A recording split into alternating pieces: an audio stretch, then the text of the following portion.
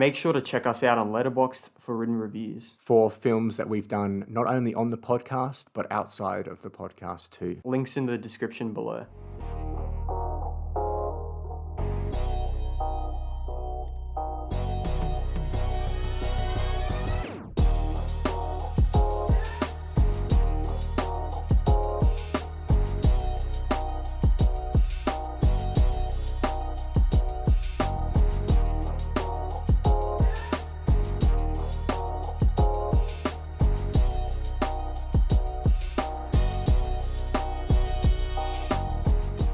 Hello everyone and welcome to the Rewatch Podcast. My name is Jaden. And my name is Samuel. And today on the Rewatch Podcast, we are going to be talking about yet again another Star Wars film. What is it? The third, fourth, fifth? Fifth one. But we've been going through... Sixth. It's the sixth. Because we've done Rogue One and Solo. Yes.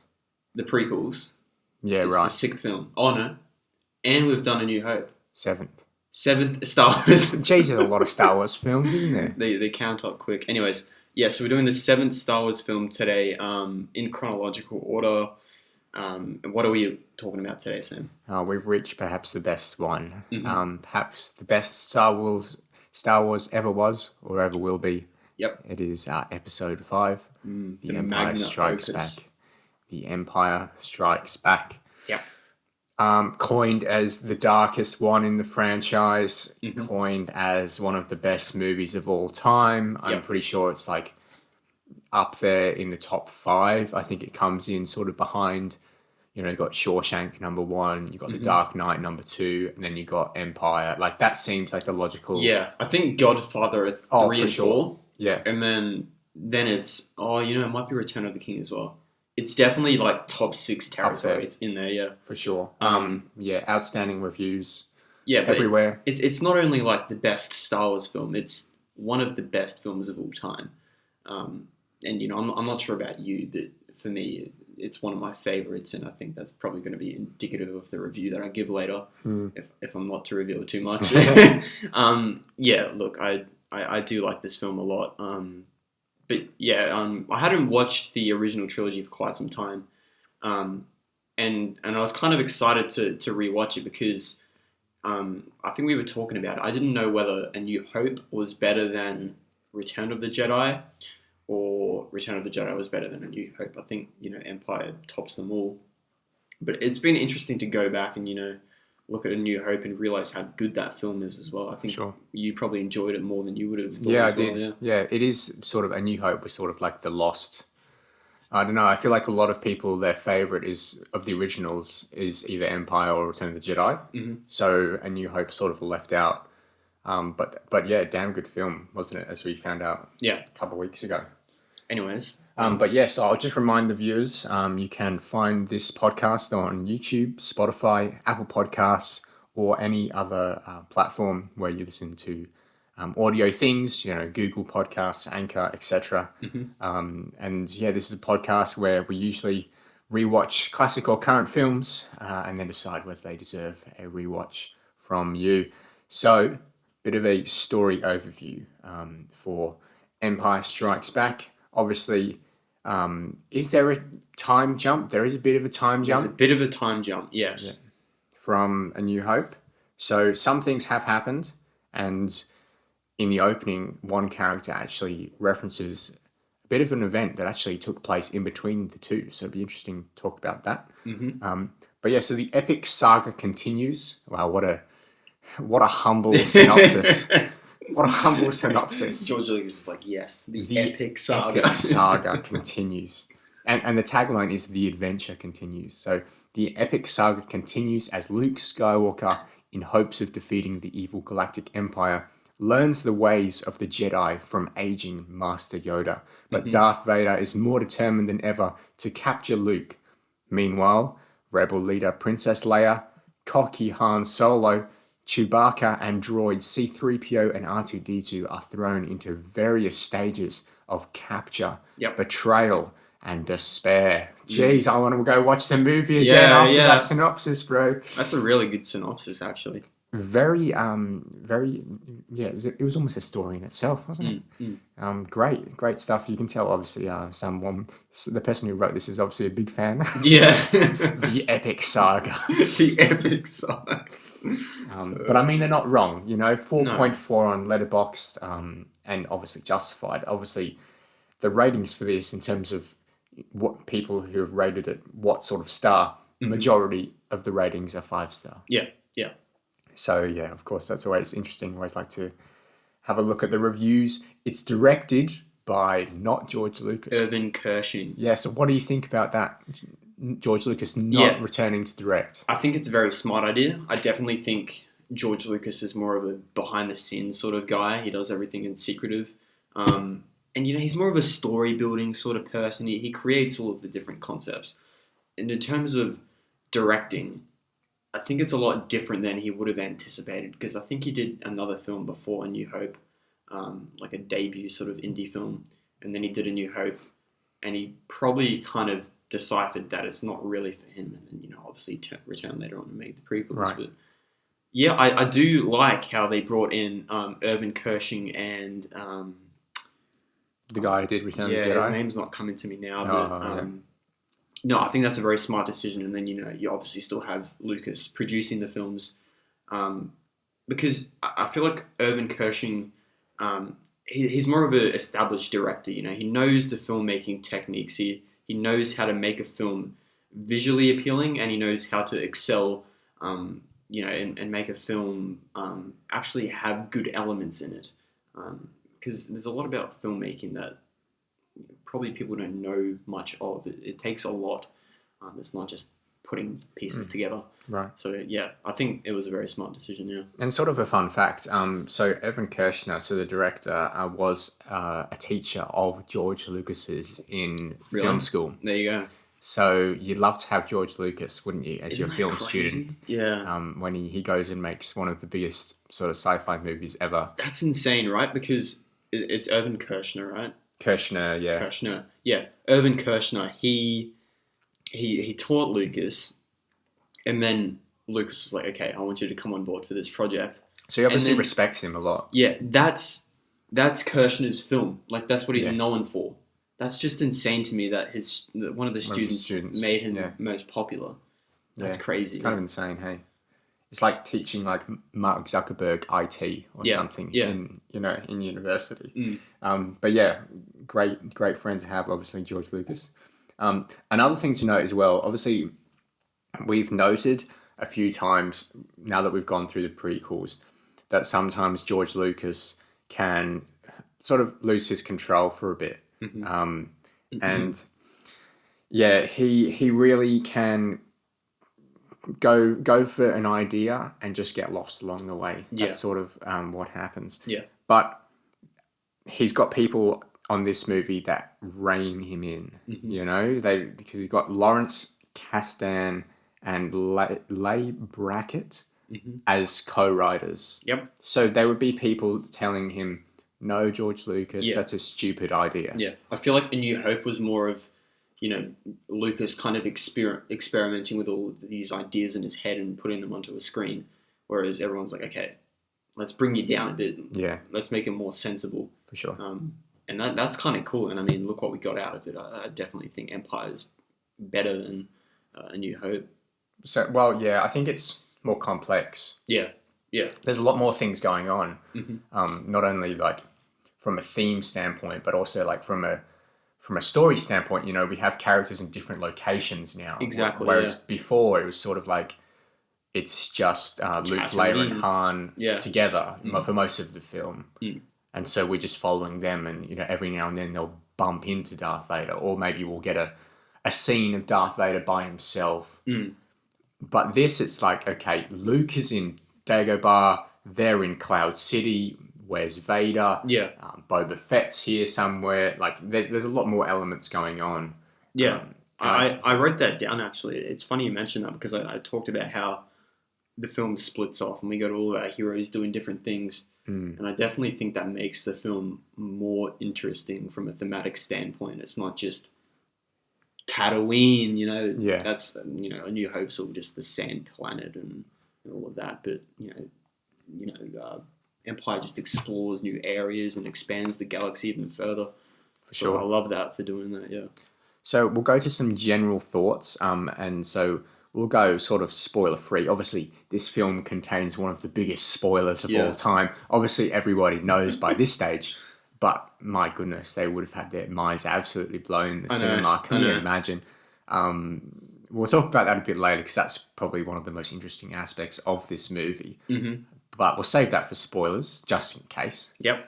So spoiler free at the moment. Let me ask you some general questions. Would you recommend this film to someone who hasn't seen it? Of course I would. Would you recommend this to somebody who says, "Ooh, I don't like Star Wars.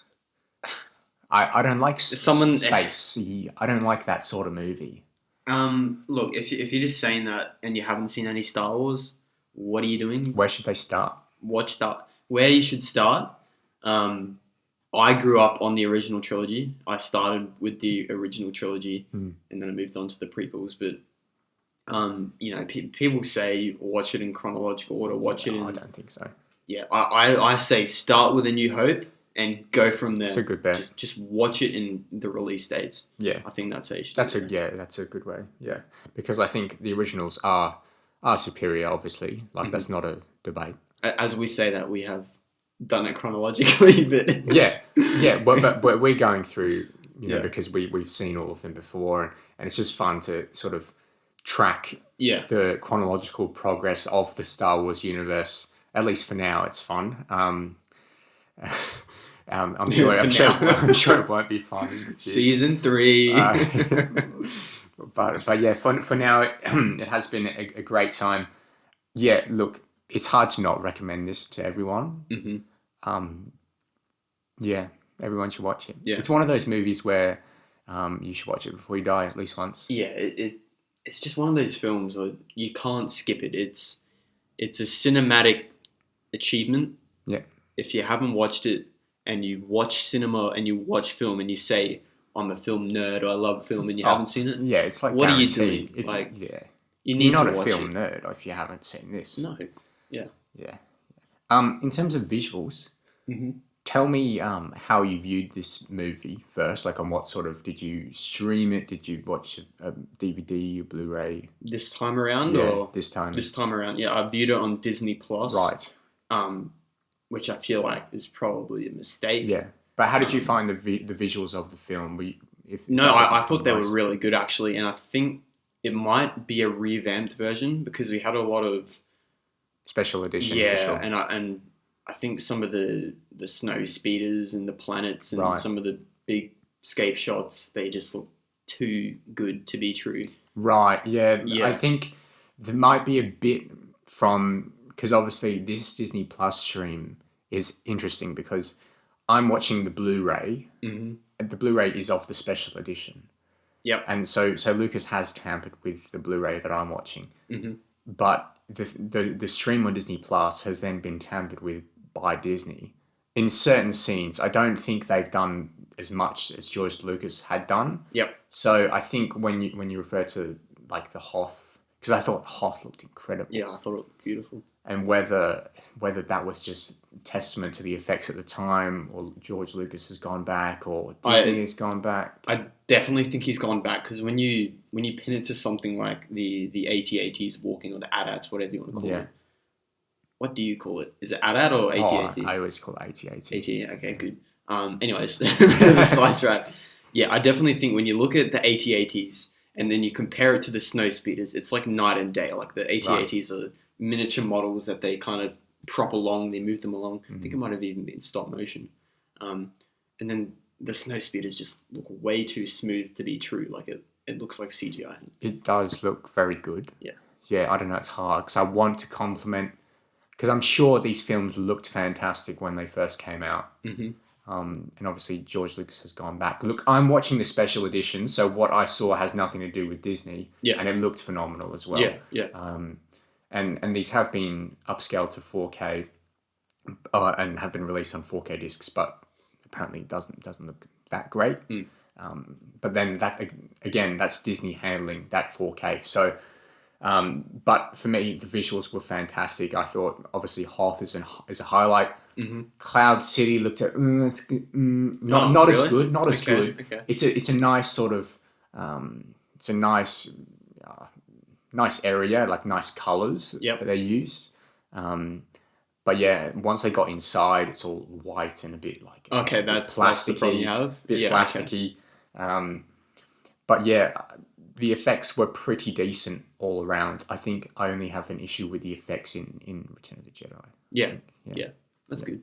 In terms of another general thing that we'll talk about just quickly, the acting. Who is the standout for you in this movie? Obviously, we'll chat about the characters in just a second, but who impressed you the most from an acting standpoint? And why is it the puppet that controlled Yoda? Why is it Frank Oz? Actually, I don't know if Frank Oz did the puppet. He's the voice. He's just the voice. Yeah. Oh wow, that's such a hard question.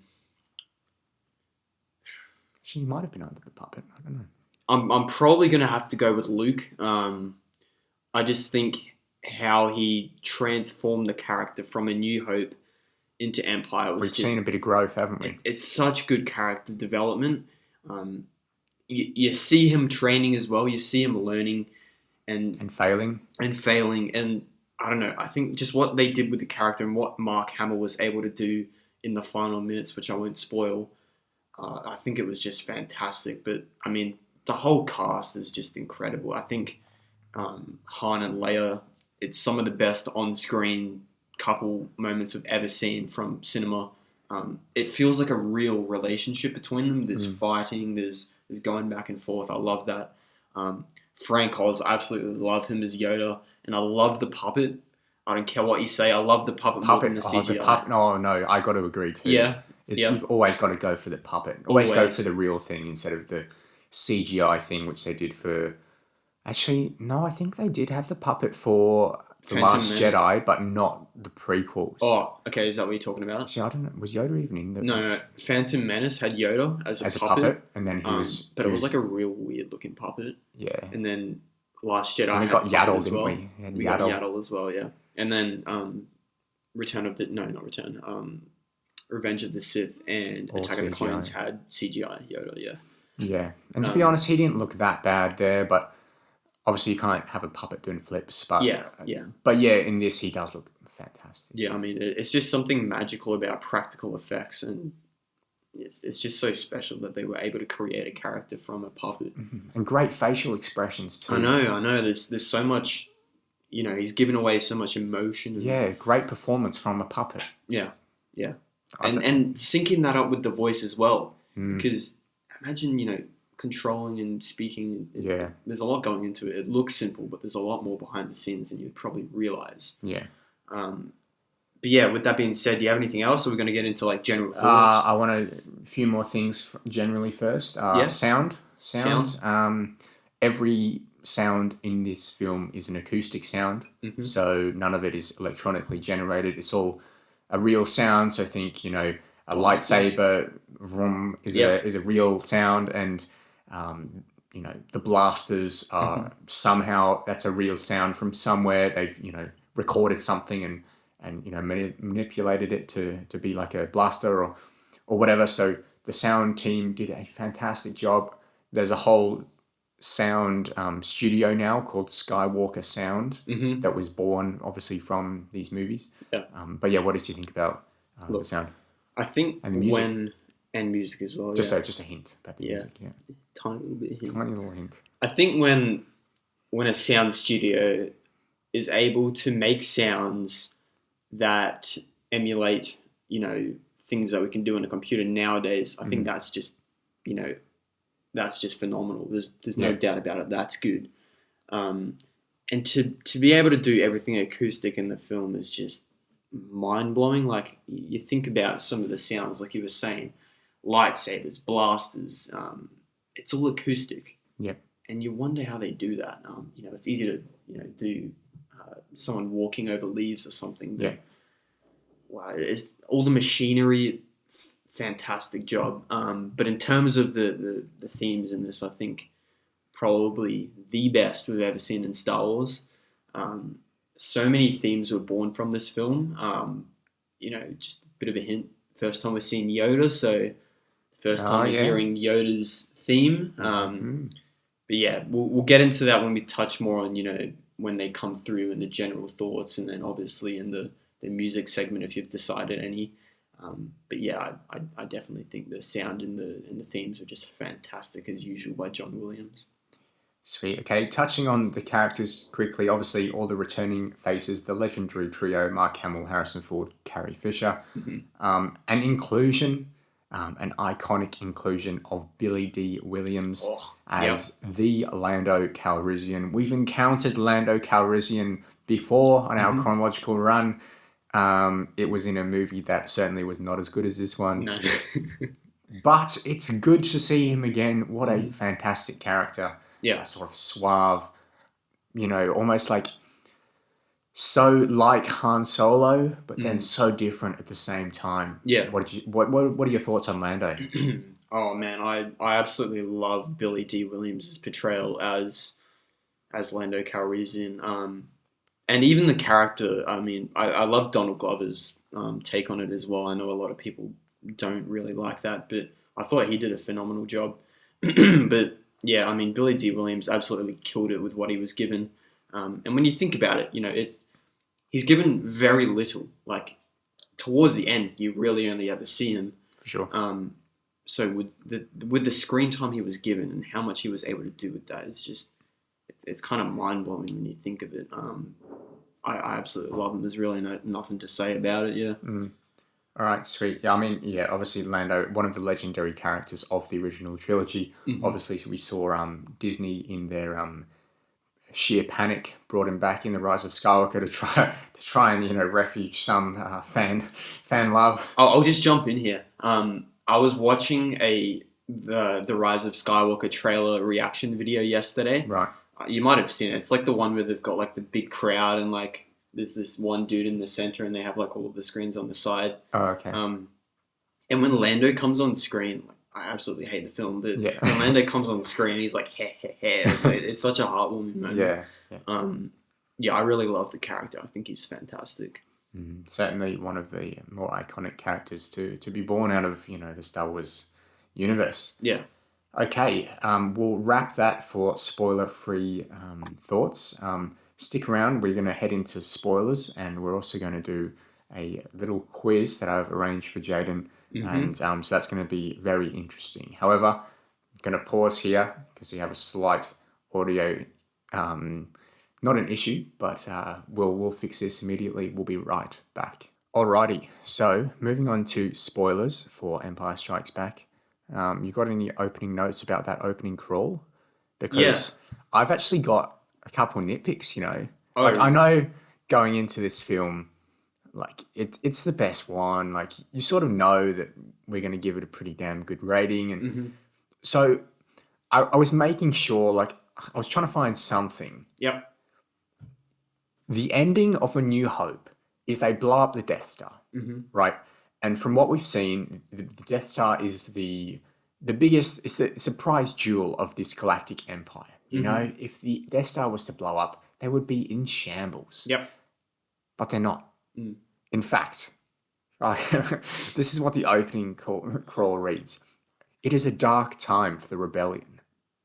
Like, mate, you just blew up the Death Star. They essentially just won, right? Yeah. Yeah. So I feel like, obviously, that's George Lucas being like, well, they all lived happily ever after, except they didn't. Yeah. And so that obviously gives us our sequel. But this whole premise of the movie is that the Empire is more superior than the Rebels. The Rebels are on the run. Princess They're always Leia, the underdog, right? Exactly. There's this huge force. The Empire is unstoppable. But the Rebels won. I know. Last time. You get what I mean? Yeah. I think I don't want to explain it by like this, but maybe they're like leaving future films to fill in that gap and like explain that and how the Empire kind of came back from this massive explosion. Right. Because obviously everyone wasn't on the Death Star at that time. There's other Imperial bases on the ground. Right. We've seen in like The Mandalorian and there would have been like hundreds of thousands of TIE fighters out in the air, and Yeah. Darth Vader escaped. You know, all of your big characters escaped. So it's not just who's on the Death Star. Everyone blows up. You know, who are they fighting now? There's still little, you know, wars going on everywhere else. Right. Yeah. So not much of an issue. Yeah. Yeah. All right. I just thought, like, you know, their most powerful weapon has been destroyed in the previous movie. But you know, they're still powerful. It's kind of like this is a really terrible analogy, and I hope no one gets at me. Oh, for he's not going this, to bring but- up Shrek again, is he? No. Sure. It's kind of like how, you know, Japan bombed Pearl Harbor. Right. You're defeating a big part of their military. No, but this would be like blowing up the president. Yeah, I know. It's on a very much Yeah. smaller scale, but it's like defeating something that's going to help them a lot, but they're still good. They're still intact. Yeah. Okay. So, yeah. Right. Yeah. I just view it as like, you know, the Death Star is like the capital of the Empire. You know, it's the biggest thing. Yeah. And they blew it up happily ever after, right? Or at least the Empire should be, you know, obviously they're angry. Like that's clear. Yeah. And obviously they want some sort of, you know, revenge. They want to wipe the rebels out. But yeah, I feel like it could have made the story a bit more interesting if perhaps we saw the Empire in a bit of shambles just at the start. Obviously, they need to get it together because they're the big menacing force. And a big compliment to the entire original trilogy, I was about to say the Stormtroopers, not particularly the Stormtroopers, but the entire Galactic Empire has always been very competent, even though they lose constantly. They always feel like they're competent warriors. There's a looming threat always, right? Right. There's always something going on. Yeah. You know, whereas, let's say the prequels, for example, it's like the Separatists. We won, and then the threat's gone, and then later on it returns because they make more battle droids. There's always a looming threat of the Empire. But, you know, it's clear that in the title crawl, it's just a massive, you know, gaping error, a plot hole that they kind of just overlooked. I'm just kind of trying to fill in the gap here. Yeah. It's definitely a plot hole.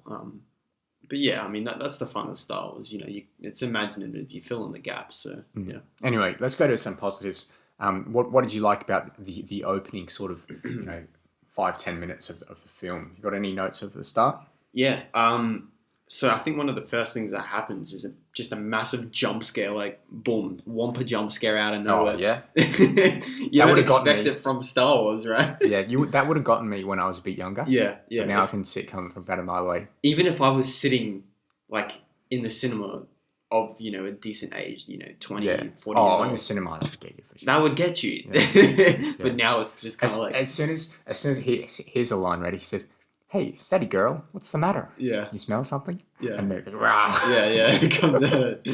I was gonna say it comes out of nowhere, but it's glaringly obvious. Yeah. I really like the opening. How it's so different from A New Hope, because A New Hope's on a sand planet and it's very dry, and then we switch to The Empire Strikes Back, and we see a frozen planet. And then in Return of the Jedi, we see a forest I planet. know they explore different parts of the galaxy. Mind blown. And then the prequels, they explore an underwater planet, mate, in The Phantom Menace.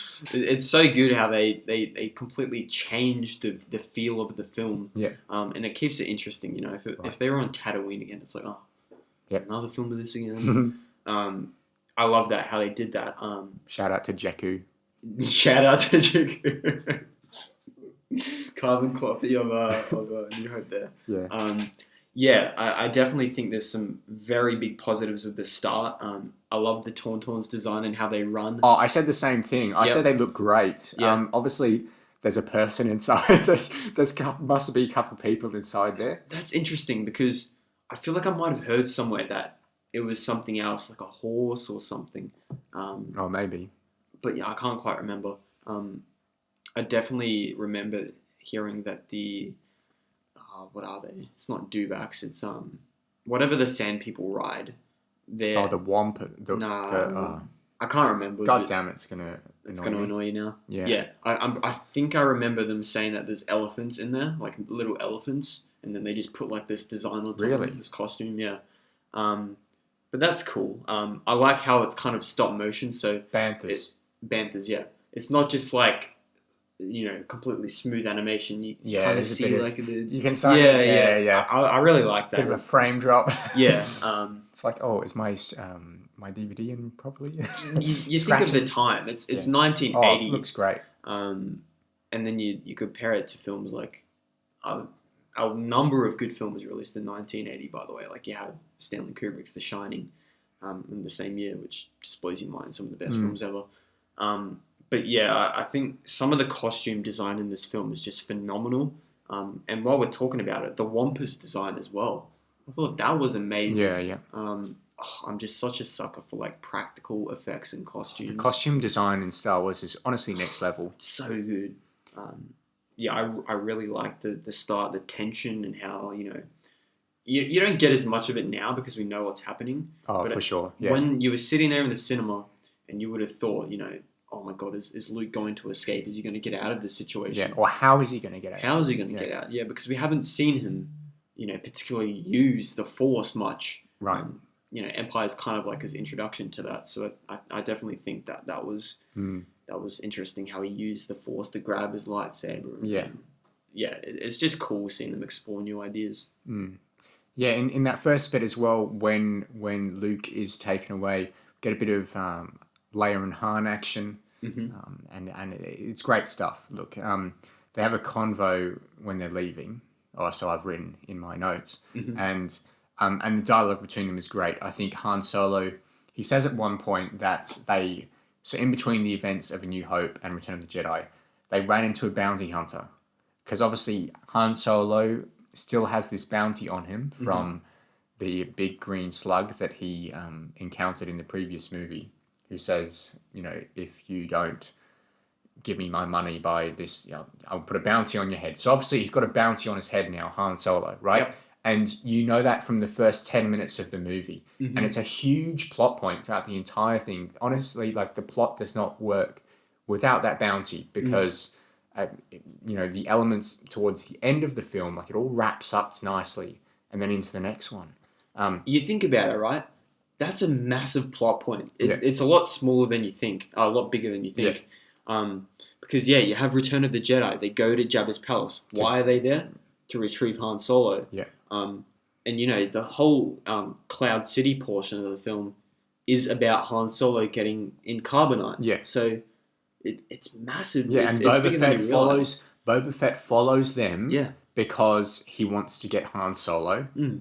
Because one, Jabba wants him. And then once he finds that Princess Leia is with him, he's thinking, okay, that's a trap for Luke Skywalker. Yeah. Better chat to my mate Vader on the phone. Yo, Vader. Vader. Luke's going to be here soon. And so those two plot points collide. Because Luke Skywalker is not with Han and Leia for the entirety of this film. Yeah. He really doesn't see them at all, really, because he gets lost on Hoth. When he gets found, he goes off to Dagobah. And then, does his training, whatever. Then he goes to Cloud City, fights Vader. Then he sees them at the end. Yeah, it's only in like the final 10, and he never minutes. sees Han, right? Because then Han gets caught in carbonite. Well, he kind of sees Han. Luke is like in this vegetative state at the start. Oh, right. Yeah. But I don't think he would have seen Han. Yeah, but my point being, like, they're separate separated. Paths, yeah, but they come together at the end very nicely. Yeah, right. But yeah, so that's a really, really good thing to put in at the start of the film. That sense of foreboding that, like, Han Solo has this bounty on his head, and how's that going to make you feel if you're in the Star Wars universe that the biggest bounty hunter known to the entire galaxy has put a bounty on your head? It's going to stress you out. Yep. And Han Solo is out of line in this movie, bro. His behavior is absolutely disgraceful. Yeah. He's going around, he's putting his finger in everyone's face, he's telling them this, that, and the other. And I just kept thinking, like, this man is out of line. Yeah. But that's his, cocky nature. That's who Han Solo is. That's the character. I think he's a bit more aggressive at the start of this movie. You think though. he is? Yeah. Okay. I mean, yeah, maybe I just, we watched A New Hope maybe a month or so ago, so...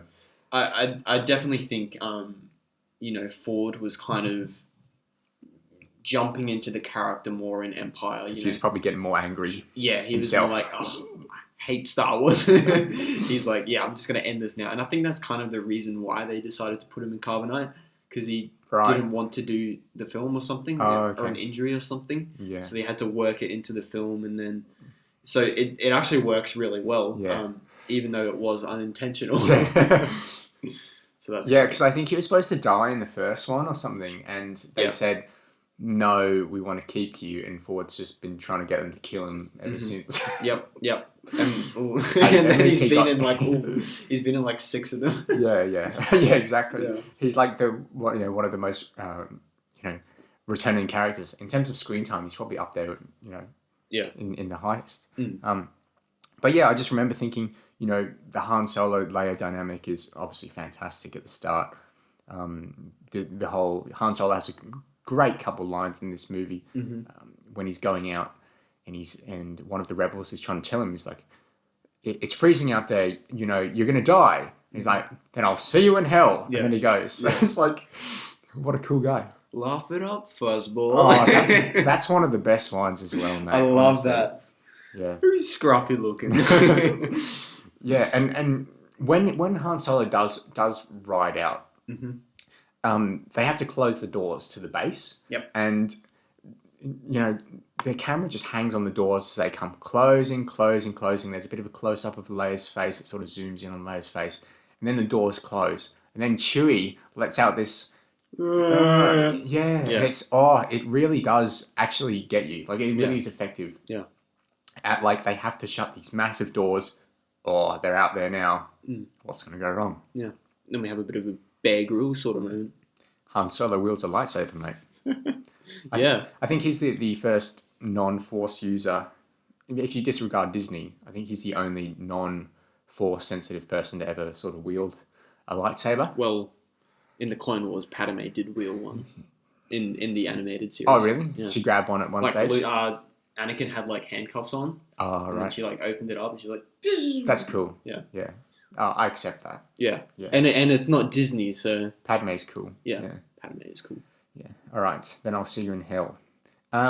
What did you think of the screen wipes of this movie? I thought some of them were atrocious. Really? Yeah. Look, I know it's a Star Wars thing and it's all a bit charming, but my gosh, it looks like a Year 6 PowerPoint presentation. It's like, drag and drop the animation onto it.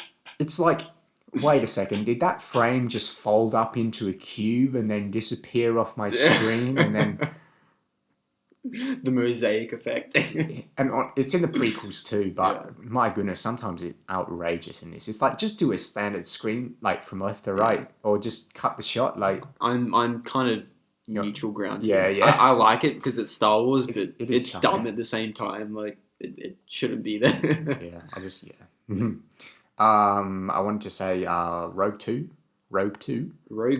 This is Rogue 2. Oh, Rogue. Okay, I was like, Rogue 1, 2, what are you talking about? Yeah, so the hot speeder that finds Han and Luke is called Rogue 2. Mm-hmm. So do you think he named it after... After Rogue One? Yeah, after Rogue One. Maybe. It's interesting.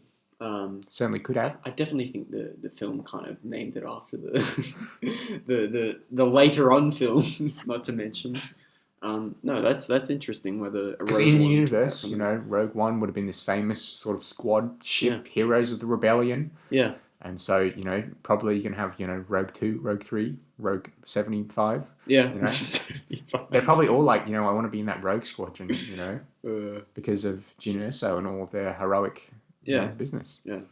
You got any notes so far? I'm up to laugh it up, Fuzzball. Laugh it up, Fuzzball. Who's scruffy looking? The dialogue, just talking about the one-liners, I think the dialogue in this is just fantastic. And yeah, I think that's kind of attributed to the screenwriters and how they wrote the lines in this film. Yeah. The first film kind of feels more hit or miss. It's whereas this film, the dialogue feels natural. It works really well between the trio. Right. And even for someone like Chewie who can't talk, you've still got people like Han and Leia interacting with him and having a conversation. R2D2 as well. R2D2. I just think it's fantastic with what they did with the dialogue in this film. Yeah, you can't really beat it. I mean, yeah, a great example of that is when Luke is stuck outside of the Hoth base and R2D2 says something, and you're like, we can't hear it. It's just beeping, right? Yeah. But then C-3PO says, oh, don't say that. Of course he's going to be okay. So it's like R2 saying, oh, I think he's going to die. Or like, I don't like his odds. Like, I think, Master's not coming back. Going back to what you were talking about, was it on A New Hope where you talked about inferring what R2D2 is saying? Yeah. You effing this and that. Stuff you, C-3PO, push you off the ledge. Anyways, my next line, or not really a line, but my next note is get a bit more incest from our Lord and Savior George Lucas. It's funny. That's my very next note too. Luke and Leia kiss, and you know what? It's not the first time not the last time they kiss in this movie either. There's a sneaky one at the end. If you blink, you'll miss it. But no, I definitely saw it. Yeah. Goodness me, like we've had this conversation, I think before, not on the podcast though. But do you think at this stage George is setting up the fact that they are brother and sister? Yes. But 100%. he's continuing with the love triangle anyway. Yeah, I 100% think he was. Because if you think about it, there are hints throughout the film that Leia's force sensitive and that she has this connection to Luke. There's a big one at the end, obviously. There is a very big one at the end. But if you pay close attention, you can see it throughout the film. So it's not just George Lucas is like kind of building this together and he's like, oh yeah, I'll make them brother and sister now. Right. No, I think after A New Hope, he was like, yeah, I'm going to make them brother and sister. Right. And going into Empire, it was like, yeah, well, I kind of have to continue this ambiguity. So I'm going to make them have this weird relationship. You don't, George. But you don't do it. No. Yeah, you can make it ambiguous without having them in a romantic relationship. So I think he was like trying to cover up this massive plot reveal. Yeah. But it was just the wrong way to go about it. And the other thing with Luke and Leia kissing is it creates what I'm going to call the MJ effect. So the Mary Jane effect. The Mary Jane paradox. Yes. The Mary Jane phenomenon is when a female character kisses more than one guy in one movie and thus therefore does not become what the audience would perceive to be, an honest or I don't know. It just doesn't. It takes away from the relationship that we're supposed to be gunning for, right?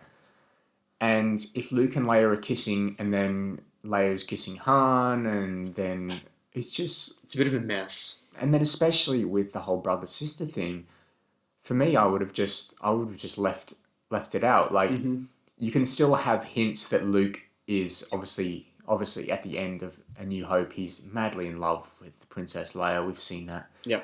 He's like, I care. Yeah. Like he's a simp for Leia, and look, we all are. I mean, who wouldn't be?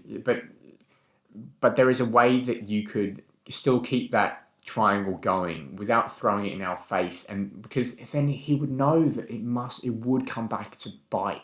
Yeah. In Return of the Jedi, when they do reveal that they are brother and sister. I mean, incest isn't the most forgiving attribute to. I wouldn't say it's up there. It's definitely not up there.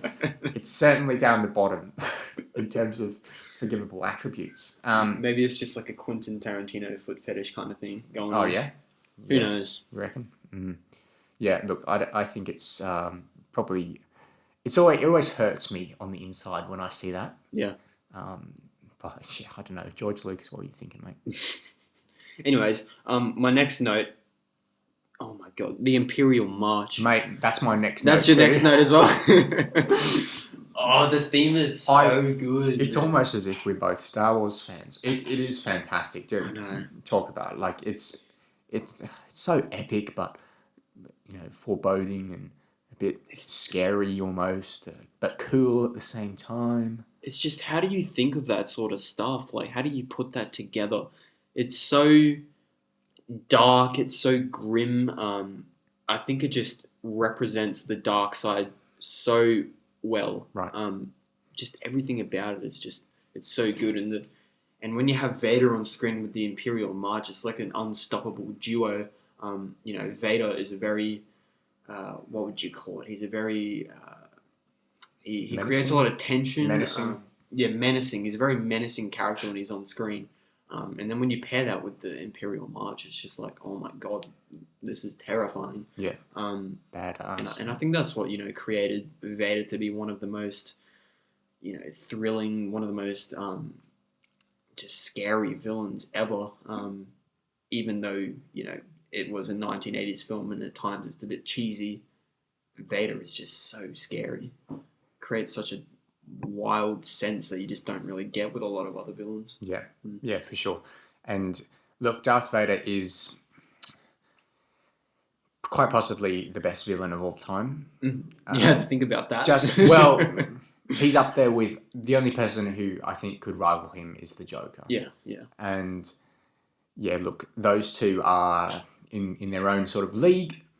But in terms of movie villains, because obviously the Joker is, largely comic book and animation, yada yada. But in terms of movies, hard to beat Darth Vader. Of course, right? Because he is so menacing and he's quite scary, and that Imperial March really adds that scare factor. Yeah. The Hoth battle itself, I think, is the best action sequence in Star Wars. At least in the original trilogy. Yep. Which I think is a big statement, thinking about, all of the action sequences across the original films. But I think for me, the special effects work the best in Hoth. It looks the best. It's also the most interesting. With the rebels have to use their sort of cunning, like they have to be smart about how to. It's not just like shoot in the little. You can see them formulating a plan while they go along, right? Right. It's not okay. It's not Leia comes up with a plan. Let's execute. It's them making decisions on the spot. Yeah. And Luke's like, okay, we've lost this guy. You go around, cable the AT-AT, and then I'll come in. You see it happening together, and teamwork. It's just teamwork, and I kind of like that about Luke Skywalker's character because he's one of the most powerful Jedi you've ever seen, but at the same time, he's also just a regular old pilot. Yeah, he just gets in and he goes. Exactly, right? And I think that might have been where they, established Anakin as a character, and he's one of the best star pilots the galaxy's ever seen. Right. They got that from Luke. So I just love how they kind of humanized Luke and they brought him down. And they just made him a pilot who just infiltrates with all his buddies. He's one of the boys, Yeah, he's exactly. Like, he's having a conversation with Dak. He's like, oh, how you doing today, Dak? He's not like, this powerful, smug guy who's like, you know what, I can lift rocks and you can't. So I'm not going to get in a ship with you. And when you think about it, right, it's Luke Skywalker defeated the Death Star with his his X-Wing. The most arrogant person in the world. Exactly. It's a high death count, by the way. Yeah. he didn't destroy it with a lightsaber. He didn't stab the reactor. Exactly, yeah. He didn't do anything special. Well, he used the Force. Yeah. But he was just one of the other pilots. He was part of the squad. He fits in. And I love that about Star Wars. I like how they're able to humanize Luke as a character. And it's just one of the things that I love about the original trilogy so much, Quick nitpick, real quick. That was a sentence. So Dak is obviously the guy in the back of Luke's ship. At one stage he dies, right? From an explosion. Yep. So they get shot. Dak dies, but the ship stays intact and Luke's okay. Yeah. Not entirely sure how that happens. Because they're like back to back, they're sitting back to back. And for something to happen that doesn't damage the ship, the ship is damaged, but if it's going to kill someone inside, I think that's due for an explosion, and then everybody dies. Yeah. I don't think Luke is getting out in that scenario. I thought that's just a slight nitpick, nothing too, too significant. It's not going to degrade from the whole plot. It's not going to destroy I just the thought film. it was funny. It's just another funny thing to pick up. I'm just like, hang on a second. Maybe it's Luke using the Force. Who knows? How good is the costume design of the snowtroopers and the Imperial pilots? The snowtroopers. I love the snowtrooper design, man. I just love how I love it with the clones as well. How Star Wars just creates all these different designs. The clones have different markings, different colors, and then you see all the different stormtroopers within the different biomes. You've got snow troopers, sand troopers, flame troopers. Right. I just love how there's like a whole biography of different stormtroopers. It's just really cool. Yeah, and in this film, they're practical. They're not CGI, which is Yeah. what would be in the prequels. Prequels, Attack of the Clones, yeah. Right, and my favorite one is the Imperial pilots. The guys driving the AT-ATs. They look so cool. Mm-hmm. They have like this blue sort of chest armor, and they have this White. really cool helmet. Yeah. I'm like, if I was going to be in the Star Wars universe, I would want to be a pilot. Mm-hmm. Obviously, for the Resistance. Yeah. Or the Rebellion. Mm-hmm. But if I got a helmet like that, I'll be pretty sweet too. Yeah, yeah. What about the dudes with like the massive black helmets? Oh, no, those dudes are lame, bro. Wait, are those the people that operate the Death Star? With the really weird, like, it's like they have a beak. Yeah, yeah. Like, It's kind of like the Rebel Troopers as well, how they have those sort of slanted helmets. yeah, right, yeah. Weird. It's very interesting, yeah. Bizarre. Some of them look really cool, some of them don't. It's but hit or either miss. way, the costume is behind these films. Yeah. Man, they just knock it out of the park. I don't really see any issues with it in Star Wars, even into the sequels. I think the costume design in the sequels is pretty well done. Yeah, as well. for sure. The only problem in the sequels comes when they take off the costume. Yeah. Like when they take off the mask. Keep on the mask. All right, staying with this movie. Hyperdrive is broken, so Han and Chewie are making repairs. Mm-hmm. Who's flying the ship? Who's Leia? flying the ship? What do you mean? So, in the Millennium Falcon, some things are going wrong. Mhm. They're being chased by Imperials, and they need to fix the hyperdrive. So Han and Chewie go to fix the hyperdrive, and Leia sort of like she's in the driver's seat. But I'm like, does Leia know how to fly? And Han and Chewie are both like in separate areas of the Falcon. Yeah, and then you see R2D2 and C3PO are like, R2 finds out that the hyperdrive was tinkered with. Yeah. So it's not R2 or C3PO. It's not Han or Chewie. Who is it? It has to be Leia. Yeah. So she must have some. She must have some experience with that, right? It looks like she's just sitting there, making sure the autopilot's okay. Yeah.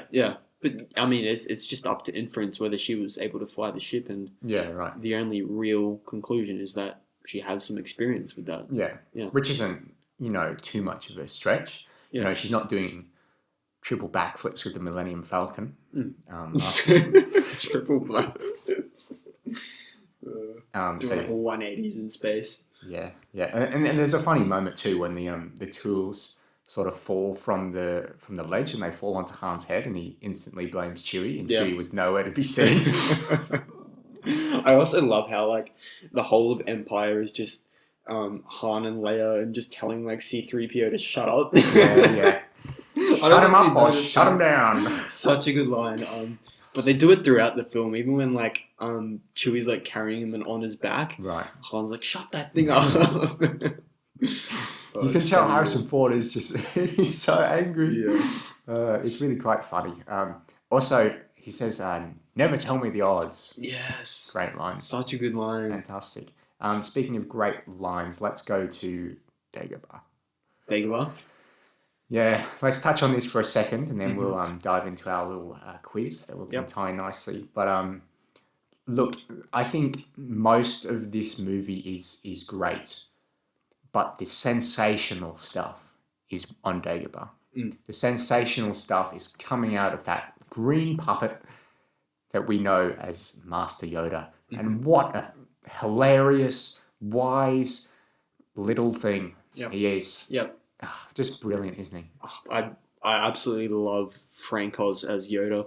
And yeah, like you said, I think Dagobah, it looks like a real bad planet, and it doesn't look like a nice place to live. It's such a special moment in Star Wars, though. And every time, we revisit Dagobah, and every time I watch Empire again, I always want to go to Dagobah. I want to be there. Exact same. It's such like a magical place. I love the design of it. I love how Set design is phenomenal. Yeah, I know, right? I love how quaint it is. You know, we got Yoda's little hut and All he's the in, like, mist his own... on the ground. Oh, it's so special. It is magical, isn't it? Yeah, it truly is just a wonder of cinema. Yeah. Yeah. I just thought like the set design, it's just next level. I Like know. it looks real, and Yeah. and nowadays you can see a set and you're like, oh goodness me, like what happened there? Yeah. Like, and sometimes they just don't bother with the set. You know, they'll just do a CGI. But my goodness, like this looks like it's a real planet, you know, and the depth of field, like you can look in the background and it looks good too. But just, yeah, phenomenal. And you have like this water that doesn't really look like water. It's like this steamy sort of Yeah. thing. And, you know, R2, some great character moments for R2 in the Dagobah scene as well. R2 and Yoda. Oh, I love them. I love when I'll just mention one here real quick. Yeah, go for it. When R2's like grabbing his staff and then Yeah. not his stuff, he's doing something and Yoda's like bashing. He's like mine. Yeah. I think Yoda grabs like a light or something. Yeah. And R2 tries to take it off him. Yeah. And he goes, I love it, bro. I just love how like they introduce Yoda. Like, you know, Luke's like, I don't know, R2. I just have a weird feeling. And it's like, I feel like what? Yeah. Like we're being watched. Yeah. And just how it's introduced, and like this little guy who's like perched on a tree and he's like, ooh, you know, all scared and timid, but like he's this wise warrior. I love Yoda at like the start. Like he obviously has like his own little coming of age in this Dagobah sort of area. Yeah. But at the start he's just like this, you know, frog on ketamine. Exactly. As you would say. Such funny, like, found someone you have, I would say. Yeah. And now he's He's just like trying to steal stuff and Yeah, so good. I'm here looking for someone. Found someone you Yeah, love. yeah. It's like, and Luke says, and not only is the lines like funny, they're so insightful. Like, Luke says like this throwaway line. He's like, oh, I'm looking for a warrior. And then Yoda says, wars not make one great. So wars don't make people great. You know, a great warrior, there's no such thing as a great warrior. Or that's what Yoda is saying. Yeah. Which ties into, you know, this sort of the peaceful aspect of the Jedi. And, Yeah. And I think, you know, Yoda is probably the most, he sticks to the Jedi roots the most about that. He's very much so a peacekeeper. And you only see Yoda fight a few times in the prequel trilogy. And when you think about it, it's only when he has to fight. Right, yeah. It's Other only when- times, you know, he's building alliances with the Wookiees. What does he say? Great alliance. Great relations with the Wookiees I have. He's more of a peacekeeper with, in terms of being a Jedi than, you know, Anakin or Obi-Wan fighting and going out. And I love that about Yoda because they clearly took that from this Dagobah scene, and you know how he's more of a just a friendly little guy. He's not going to be, you know, fighting Sith. He only does what he has to with Dooku and Palpatine. So yeah, he's a bit of a gangster too. He's a bit like Obi-Wan in how like he's not afraid to like, you know, tell Luke that he's a whiny brat. Yeah. But yeah, did you see the orange and white Tic Tacs that Luke Skywalker had in his lunchbox? No, I did not. Did he? So literally, a bit of trivia about the film. When Luke opens up his lunchbox, you can see like all sorts of like little compartments with things in them. And two of the things is like he's got a little section of white Tic Tacs, and then right next to it he has a little section of orange Tic Tacs. And I'll just say, like, if the Star Wars people eat Tic Tacs for lunch, then I don't want to be in the Star Wars universe.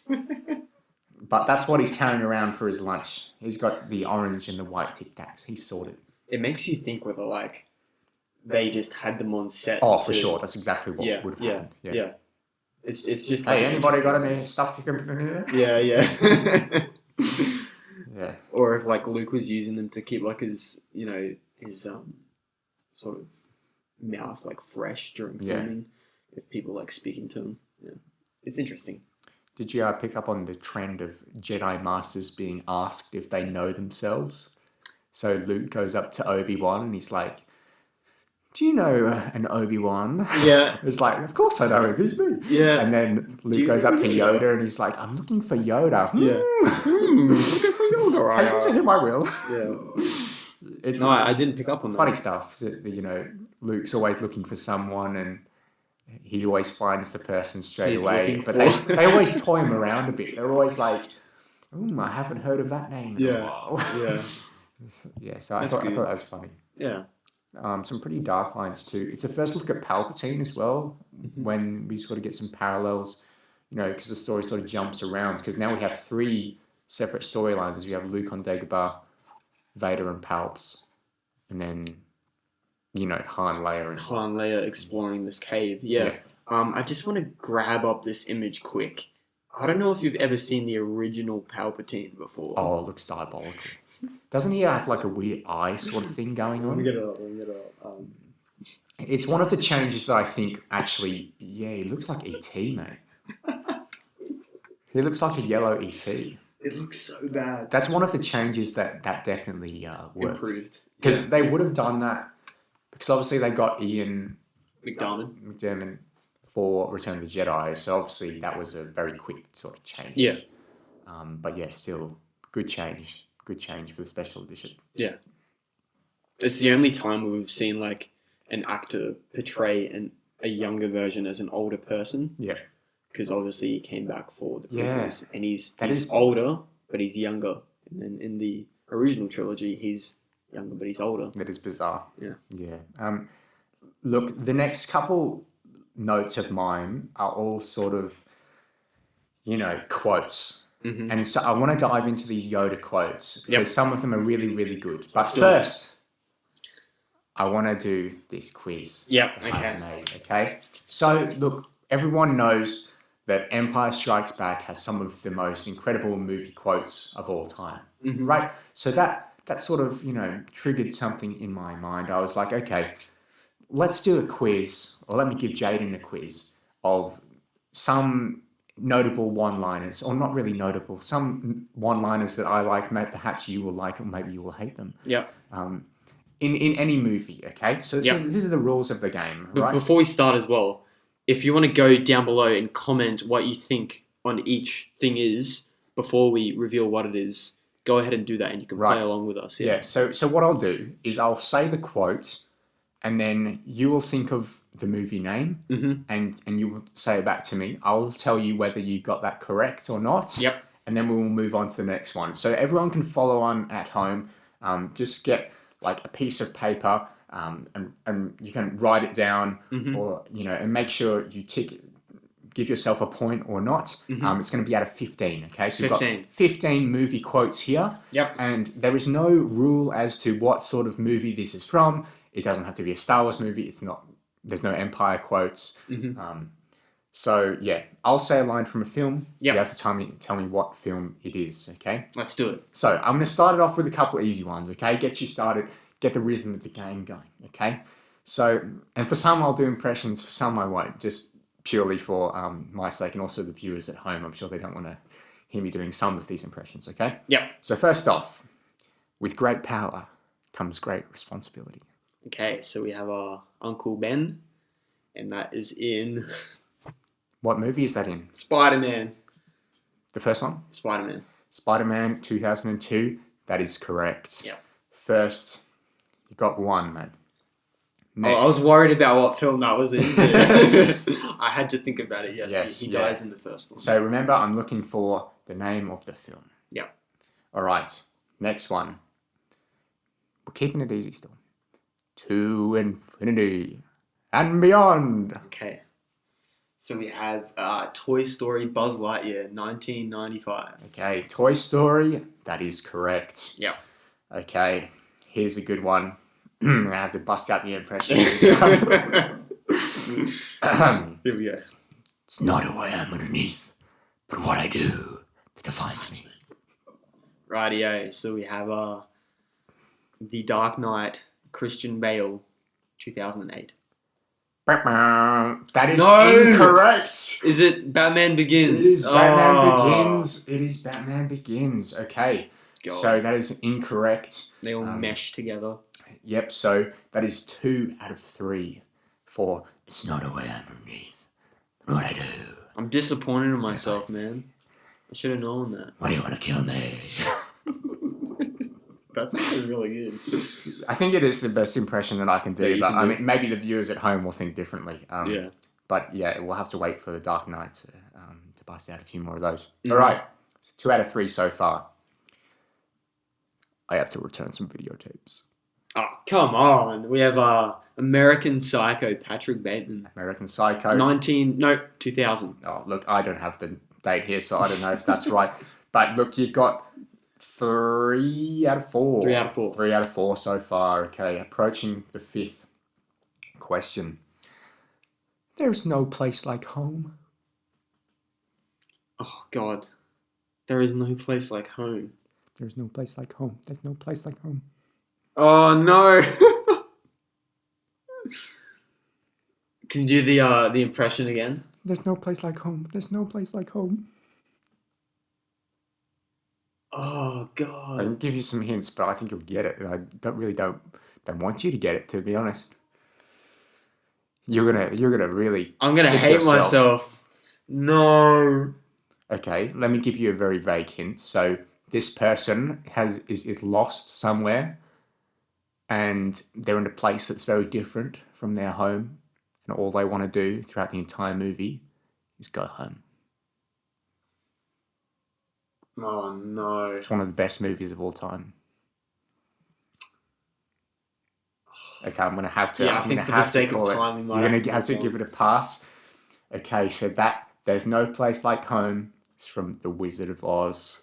Oh, no. Oh, it's the, It's what, is it's what it Dorothy the says, mate. It's Dorothy, is Yeah, it? yeah. So that is 3 out of 5.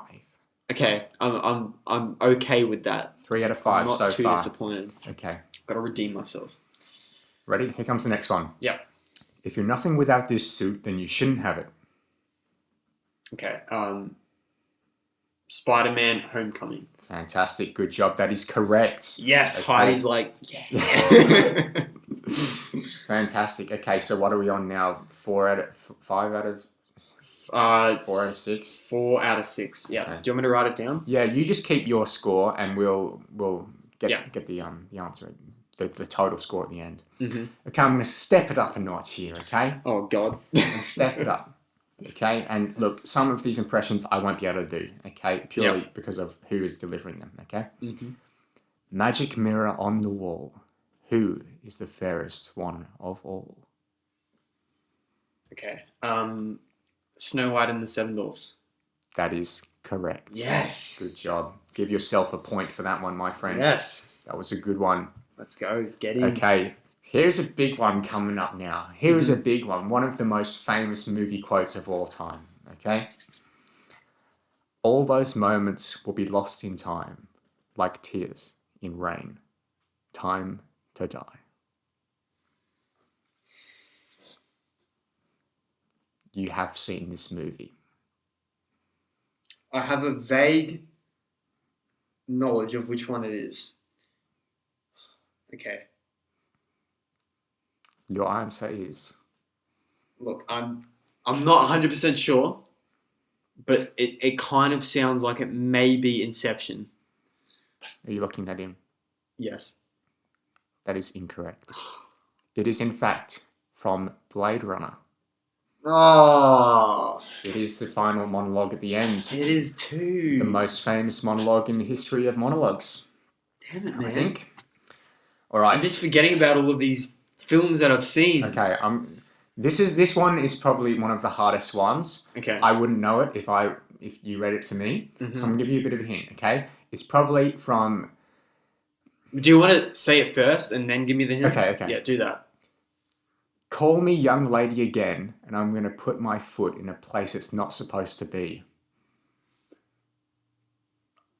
It is one of your least favorite films of all time. Should I put emphasis on the start?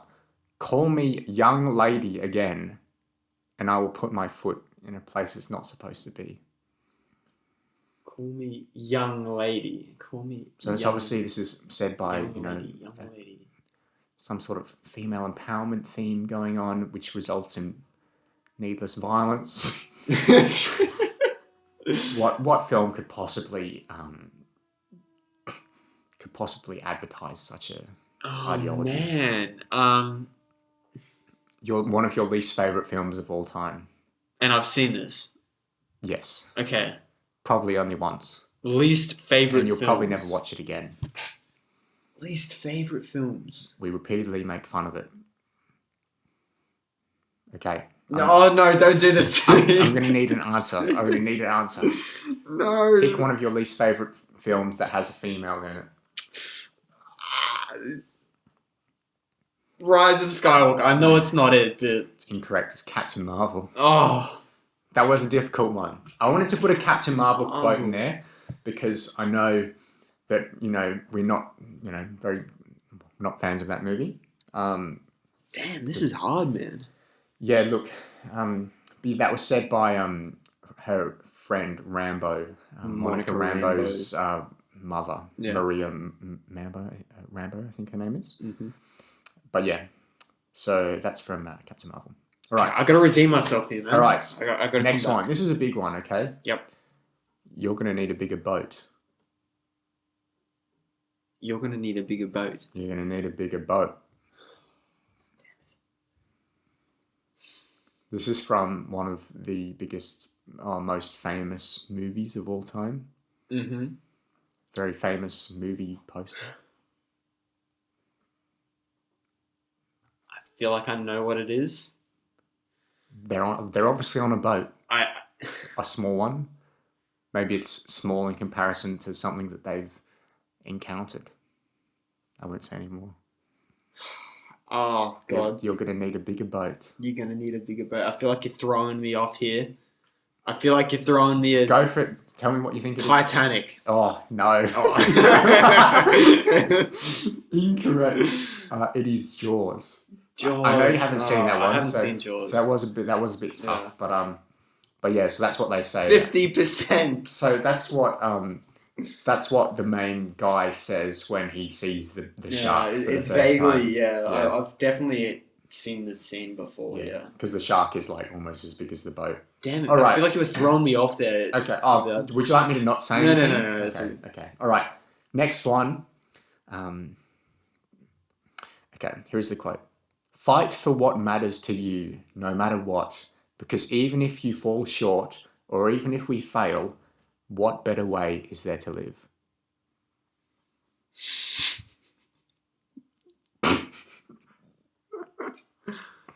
Oh, God. I'll read it again. Fight for what matters to you, no matter what, because even if you fall short, or even if you fail, what better way is there to live? What an inspirational quote. Yeah, I feel like I know. No, I'm Brilliant just quote. lying to myself here. Brilliant quote from a lovely young lady. Yeah, okay. I'm a big fan of this lady. Stop it. No, I am. I really am. One more time, sorry, one more. Fight for what matters to you, no matter what, because even if you fall short, or even if we fail, what better way is there to live? I'll give you another hint. This is said during a speech. Yeah, I feel like I know what it is. Give me your guess. Go on, do it. I'm going to go with Return of the King. It's incorrect. Oh, It's The Amazing Spider-Man 2. oh God. Oh. Okay. It's Wow, okay. this is horrific. Don't worry. I think you can redeem yourself for the next one, okay? Okay. It's my birthday. Time to light my candles. What? Ready? I'll try to do the impression. It's my birthday. Now it's time to light my candles. and then it goes, bow, dow, dow. What? It's my birthday. I'll give you a hint, okay? This is said. Oh, no. Stop. Electro. Yes. Amazing Spider-Man 2, yes.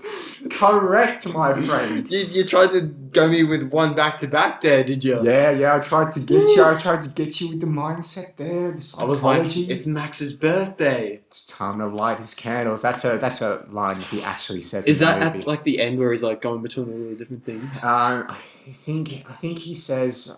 Says it in that Times Square scene. Oh, does he? He says, it's my birthday. No, it's time to light my candle, and then he goes on his murderous rampage.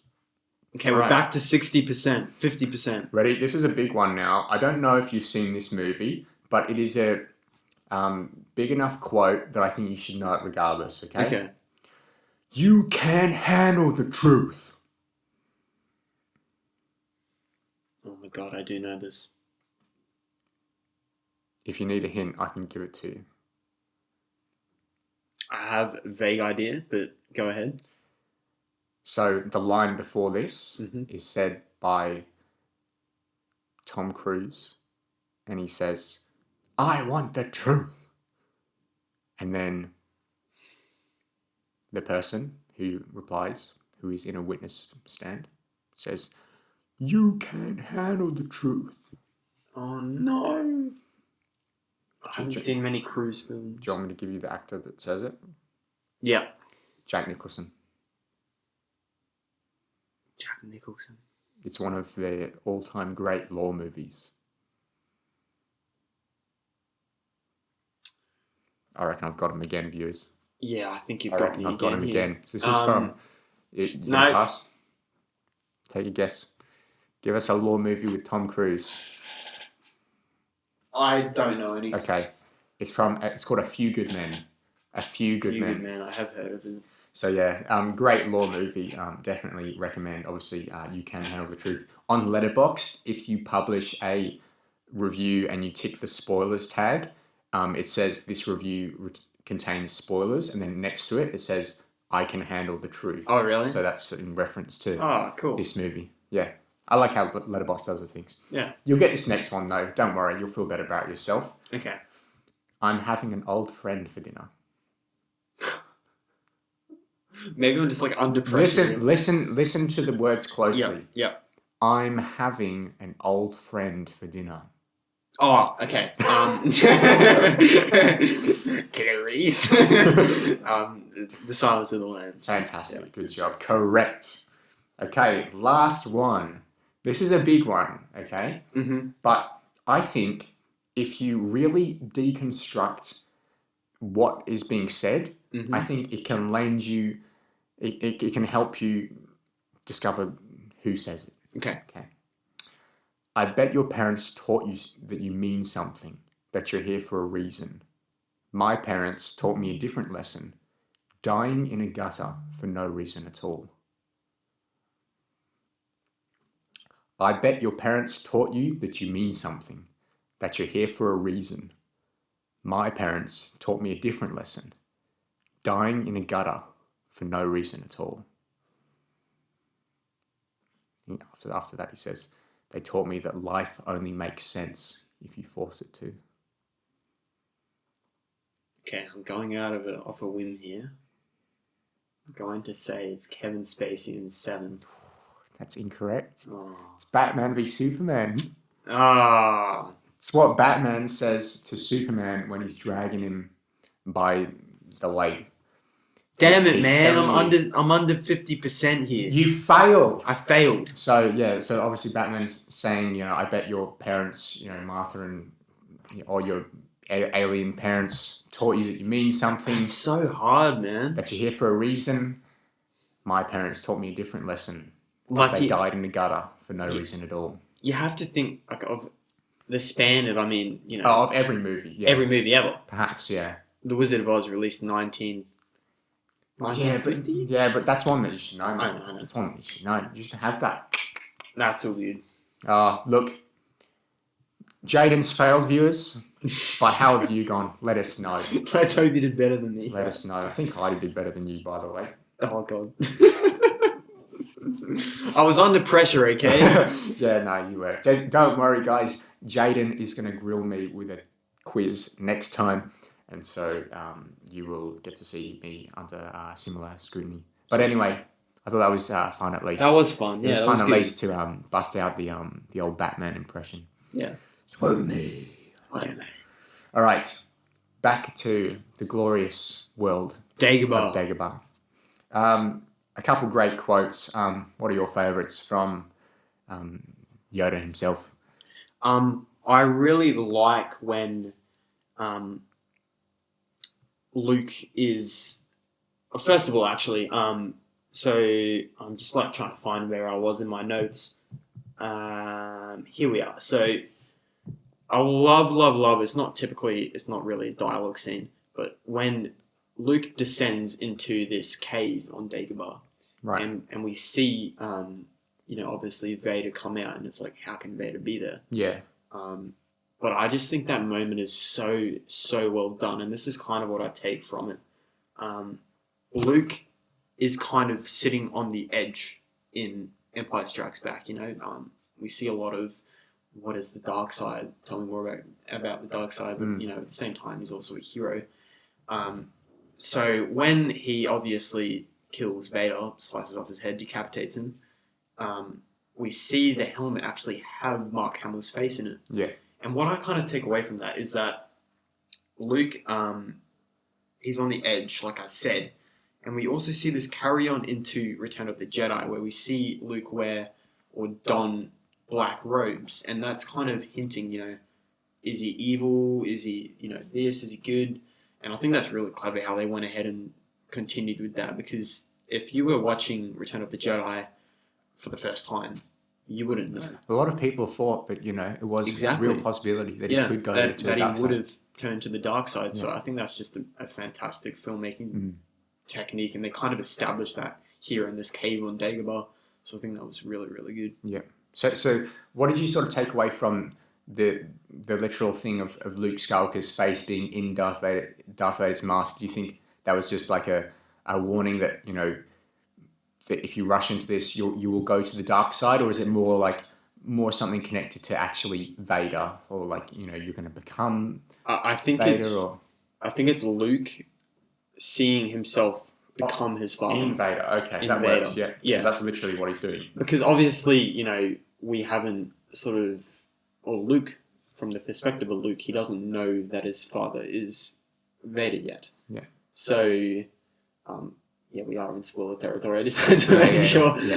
Yeah. So we don't actually know that Vader is Luke's father yet. Luke doesn't know that. But he's intrigued. He's like, why am I seeing this? Yeah, yeah. And it kind of hints, Luke is seeing himself and his father. Right. So I think it's just a really clever filmmaking technique. Yeah, that's really good stuff. Yeah, and also but just before that, I think Luke is sort of becoming frustrated. He's like, well, why can't you teach me? Because Yoda's refusing to teach him because he's impatient, all this stuff. And so that sort of, when Luke sort of gets disgruntled, it sort of causes Yoda to sort of have this conversation with Obi-Wan about sort of the characteristics of a fallen Jedi, a Jedi that's going to go to the dark side. And it is fantastic because it is exactly what happens to Anakin Skywalker. Yeah. So Yoda tells Luke that he spent his whole life looking to the future, to the horizon, never his mind on where he was, what he was doing. Yeah. And he pokes him and goes, what he was doing. Yeah. And it's really, really good because that's exactly what happens to Anakin. He's always thinking, I need to get the powers to save Padme. He's never thinking, I'm killing children right now.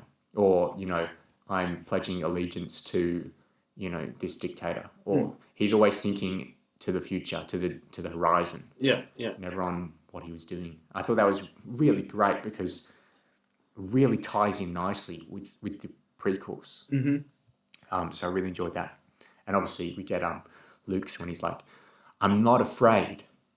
And Yoda's like, you will be. Not to mention that they actually brought back Alec Guinness for this. Yeah. Which, Alec Guinness obviously hated Star Wars, and they brought him back. So after seeing the success, he's like, yeah, I'll come back for another one.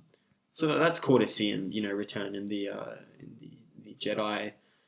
What would you call it? Jedi ghost form. Yeah. It's the first time we've seen it. Yeah. Yeah, it would have been, hey. Yeah, because we see Or do we? No, we don't see him in A New Hope. It's the first. So the first time we'd have seen him is that little bit on Hoth, Yeah. when he's seeing Obi-Wan and he's telling him, go to the Dagobah system. But yeah, Luke's training, awesome. Yoda's just on his back, Yeah. having a piggyback, having a great time, just spurting wisdom into his ear, like literally, because you're right there. Yeah. So, fantastic. And how good is that X-wing scene Oh. when they try to lift the X-wing? I wrote it down. I said, so on our video that we recently released, the top 5 movie moments, Right. I said that the Force sunset, or the Force theme sunset, is one of my favorite scenes of all time. Mm. But I think this scene is equally just as good. Yoda's theme is definitely top 5 Star Wars themes for me, if not top 3. I just think it's such a beautiful theme, and the cinematography, man. I mean, seeing Yoda lift the sun, it's just so good. I can't even speak. Mm. It's just such a pure moment, and it kind of displays, you don't judge me by my size, do you? Yoda's small, but he's able to do big things. Yeah, and that's a great sort of message, because a lot of the times, people can judge people like on their looks, on their size, like, but also like on other things, But Yoda is like, that's not what it's about. It's about what's inside. Like, it's about your belief. Yeah, such a strong character, such a powerful character. Yeah. And yeah, I mean, props to the whole creative team for coming up with such a funny but such a serious, wise character at the same time. Right. Yeah. Yeah. And Luke says, when Yoda does lift the X-wing, Luke says, I don't believe it. And Yoda just says quietly, that is why you fail. Yeah. And it's just, powerful delivery there. Yeah. From a puppet. I know, from a puppet. And that's another great like universal sort of quote as well, belief. If you don't believe it, if you don't believe in what you're doing, you're more likely to fail. It's exactly like, and then also, we have this complex sort of notion of the Force. Like, we don't really know what it is. Like, we're told that it's everywhere. It's kind of like a BS answer. Like, it's everywhere, don't. The midichlorians. Yeah. Oh, God, don't even get me started. But doing it like it's only a matter of your belief, like whether you believe you can do it. It takes away, like, strength, like, doing push-ups or whatever is going to make you a better Jedi. It's just like your belief, in the Force. And I think that's a great sort of universal message, because you can literally apply it to anything. You don't, it's not like, I need to beat Superman, so I need to do some push-ups and I need to get, some kryptonite, and it's not relatable. Yeah. But I too like to believe that I could do push-ups and beat Superman in a fight. But it's a universal theme, that you can just believe and succeed. You can succeed. Yeah, that's right. Very, very universal. Very nice little quote there. Yeah. Darth Vader's killing his generals again. Just had to make a note that the turnover for Imperial generals must be very high. Yeah. I don't know why people would want to work as one, considering the fact that your job security is or your life security rather is not in the best of hands. I just wanted to bring this up here. It's not really anything to do with Empire Strikes Back, but if you've ever seen Robot, do you know what Robot Chicken is? Yes. You have seen it? Okay, so this is one scene where Vader, I think it's taken place in A New Hope, Vader's like force choking someone. Right.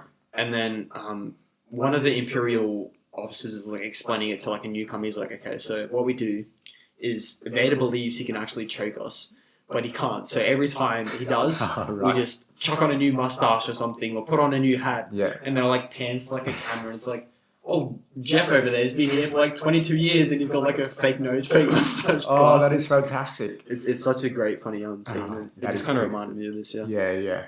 Until he actually grabs you. Yeah. And then you're dead. Yeah, because isn't he in the start of A New Hope, doesn't he just like grab them, like just strangles a guy, like he just holds him in, like he literally one of the little little dudes. Whereas when he's doing the Force thing, then you can easily fake it. But yeah, wouldn't want to. Oh, we also see his head for the first time, by the way. We also see like The back of his head. yeah, looking Yeah. like a strawberry ice cream.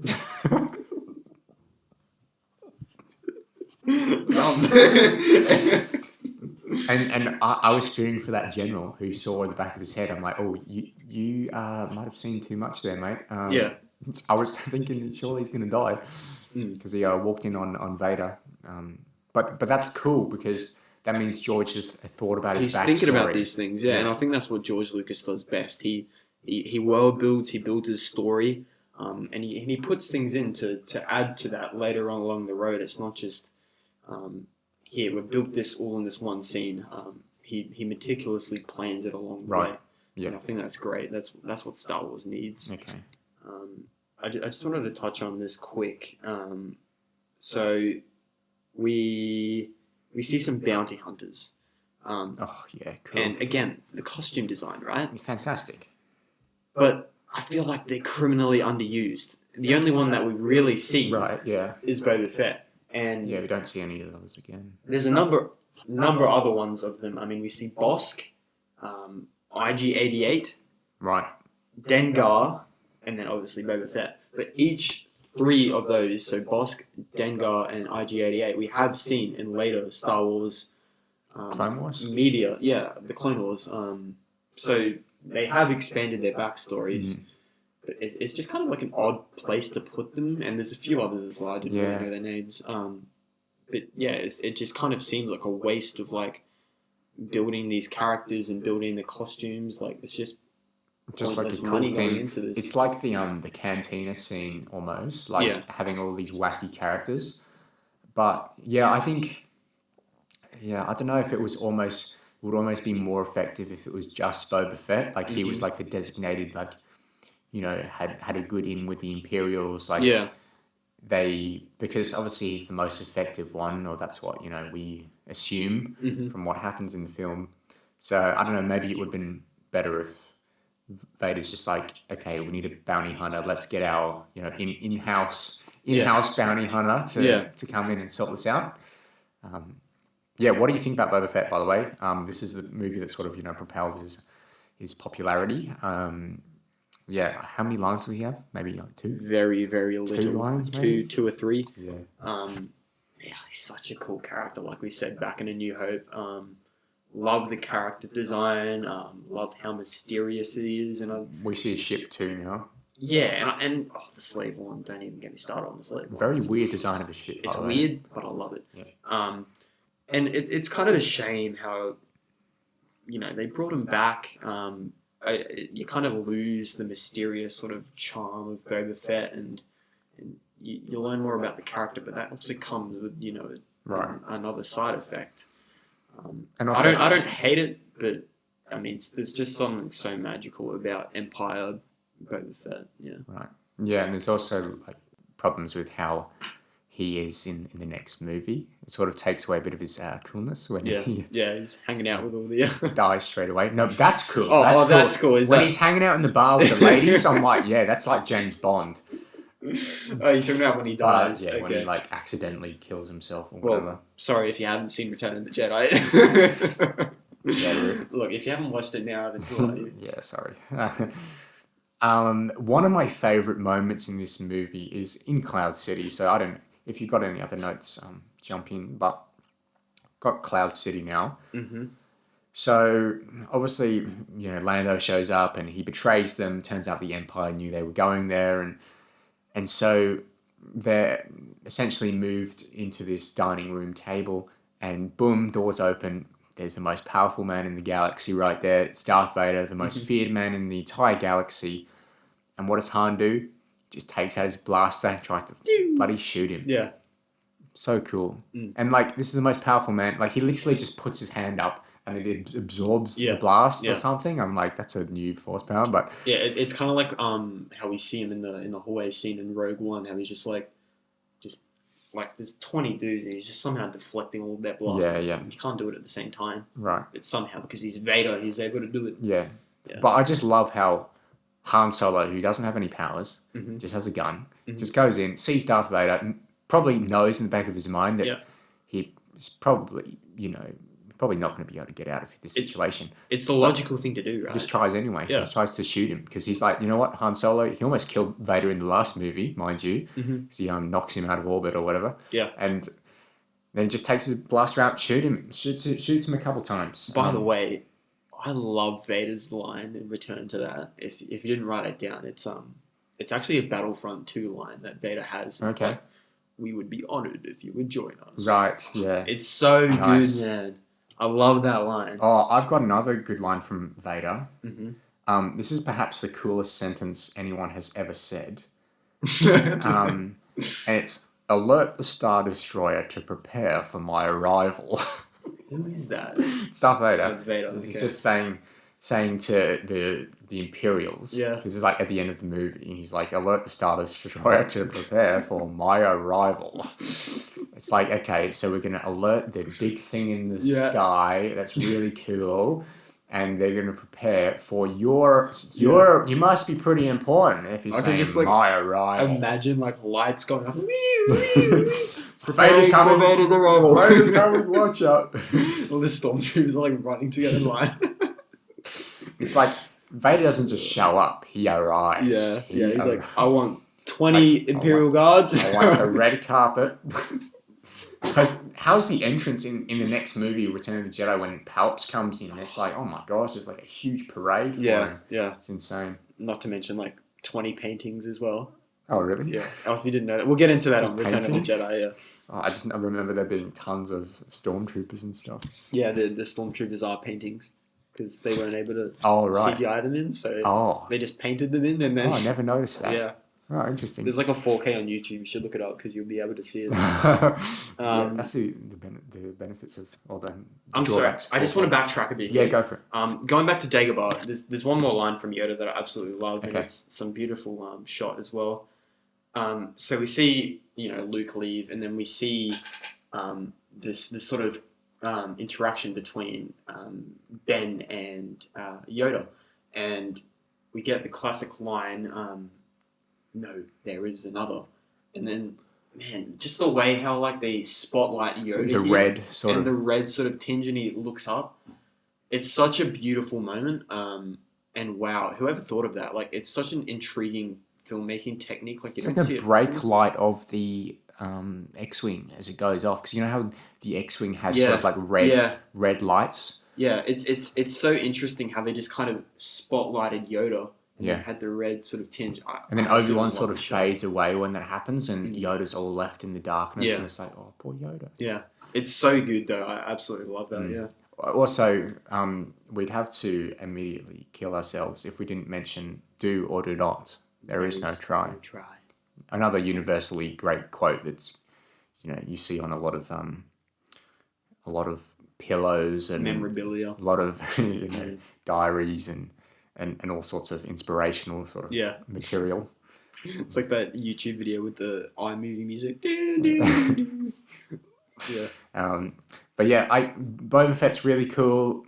I don't know if him being Darth Vader's minion sort of takes away from the coolness of the character, or maybe working with Darth Vader, who's really cool, Yep. actually adds a bit of coolness to the character. I see it as he's more so an ally of An ally. Vader. Yeah, okay. Because he kind of bites back at Vader. He's like, I need Han Solo, and he's like, the Empire will compensate you. Yeah. So he's not okay if Yeah. he's not bowing down to him. Yeah.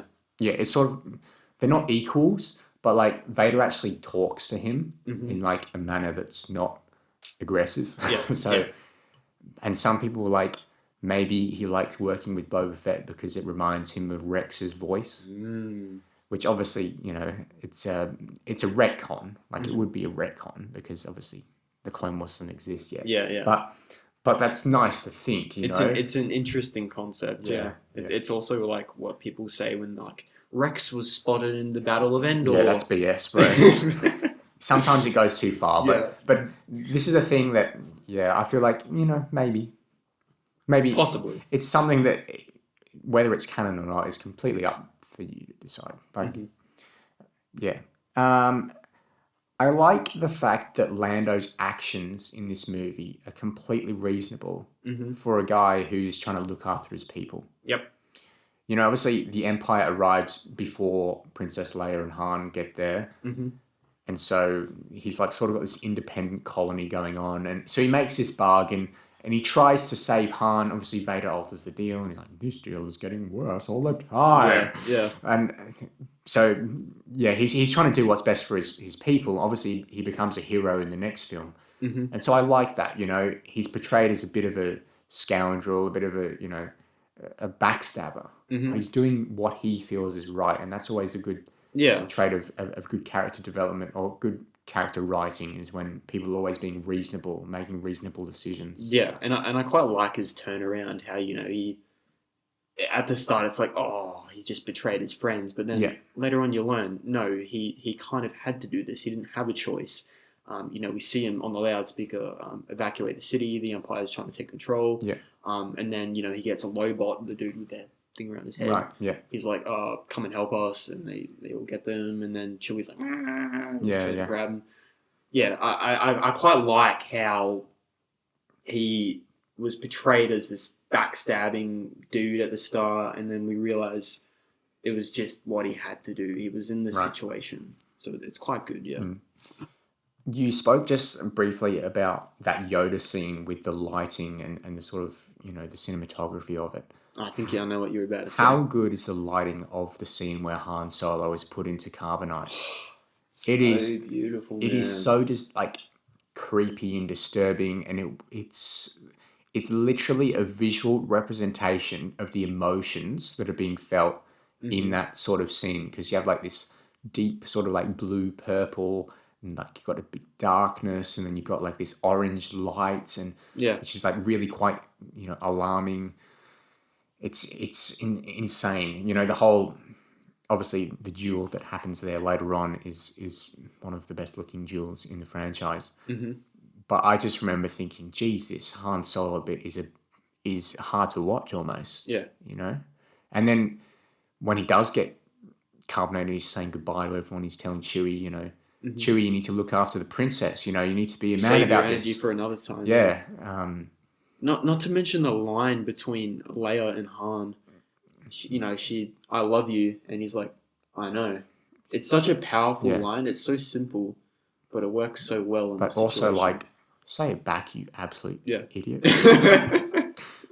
Poor Leia, man. Like, and I think it might actually be a parallel with another. I don't know whether it's Return or A New Hope, but Han Solo says it, and then Leia responds the other way. Oh, that's true. Yeah, it's when she gets shot, and then she like saves Han's ass by like she like shoots a stormtrooper behind him. Yeah, it's A New Hope. And he's like, "Oh, I love you," and she's like, "I know." I know. Yeah. She's like, yes, Leia got it back. Like, she got back at him for doing that. Because in that scene, I'm like, oh, that's so nice and I'm so iconic. But also, Han, just say it back, you idiot. Like, you might be dying here, mate. Like, but it's a very Han Solo thing to say. Yeah. He's a bit out of line, isn't he? Yeah. Luke versus Vader, how's that duel for you? How does it rank? Like I said, I put like a little fire emoji. I was like, oh my God. The shot with Luke and Vader in the carbonite chamber with the smoke. Yeah, it's one of the most iconic shots in cinema, mate. Chef's kiss. Yeah, fire. So beautiful. Absolute fire. Little question for you. How do you think Vader felt seeing his son use his old lightsaber? Do you think he was a bit proud? Yeah, it's very interesting, isn't it? It's a weird question, yeah. Yeah. Is he like, hey, that's my lightsaber, or is he proud of his son? I think he's proud of his son. You know, there's always a there's a light side to Darth Vader, Anakin Skywalker. It's always there. It's just more apparent in Return of the Jedi, and it's kind of awakened. Yeah. It's always with Vader. He's always kind of got this split decision thing going on. Right. Yeah. So I definitely think at the time he was like, yes, I'm proud of my son for this. Yeah. Mm. And a lot of people say throughout these duels, like, oh, well, Vader's like the most powerful man in the galaxy, and Luke is like doesn't have any training. He just like lifted some rocks. So why is Vader like struggling to beat him? What's with the American accent? I don't know. Just imagine dumb Star Wars fans as American. But people forget that Vader's not trying to kill. Well, one, he's not trying to kill him. No. Two, he's trying to turn him to his side. Yeah. And he's also trying to freeze him at the same time. Like he's trying to get him in the hole to freeze him. The last thing he wants to do is kill him.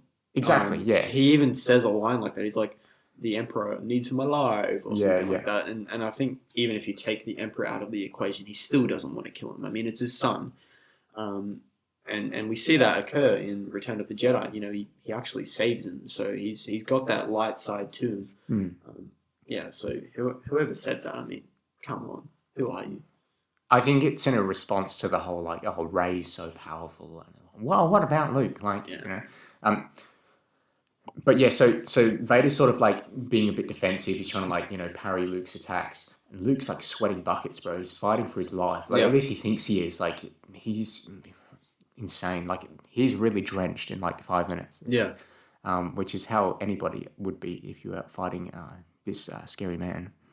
Luke jumps to his death, except he lives. Mm-hmm. No, I am your father. How about that? What do you reckon? It's such a good line.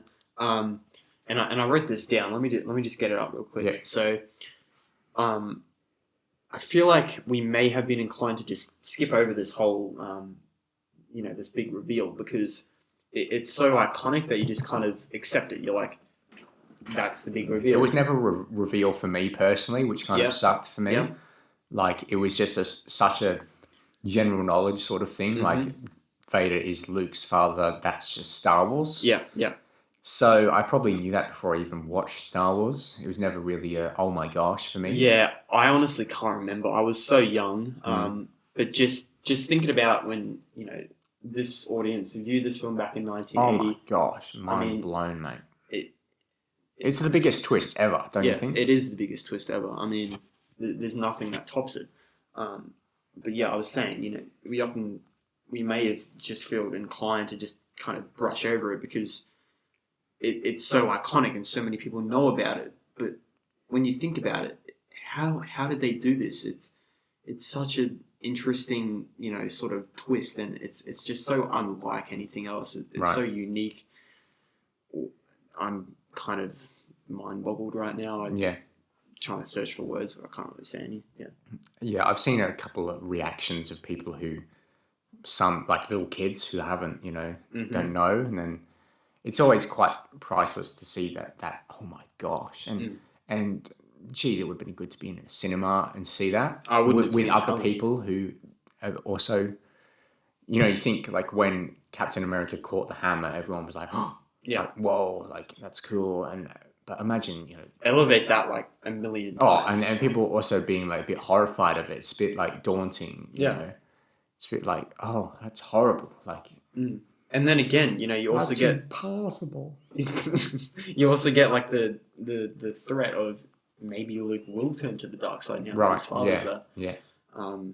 But yeah, we learned that in like 2 minutes time that he's not really going to do that. Yeah, I mean, he gets his hand cut off just before then, and then he looks down. He's like, all right, I haven't got many places to go. What's down there? Not a lot. Looks like I'm probably going to die. Well, I guess I die. And jumps. And that's an incredible sort of decision and show of strength. I mean, if you have to jump from your father, bad parenting. Well, he wasn't around. Yeah, true. I also really like the shot of Vader like reaching out. Yes. Such a beautiful shot. In that, we see a bit of weakness from Vader there because, first of all, he turns on his master. He says, like, Luke, you and I we can restore order to the galaxy. So obviously he's seeing something wrong with Palps and how he's sort of taking hold of the galaxy. He's like, Luke, we can rule it as father and son. But he's still got the wrong idea. He's still like, I'm going to rule it with you. Yeah. We're going to do it together. We're going to rule over everyone. But then also, like, when Luke does jump, Vader sort of like tilts his head like he's sort of disappointed. Yep. And that's one of the, you know, the first sort of major weaknesses we get of Vader. There's another one towards the end as well where the Millennium Falcon sort of flies off and Vader can see it from the Star Destroyer. And he sees them go into light speed. And so he turns and goes to walk away. And then he looks back, like, just in case the they came back, and it's like, oh, I definitely think Vader's biggest weakness is his son, for sure, Luke, yeah.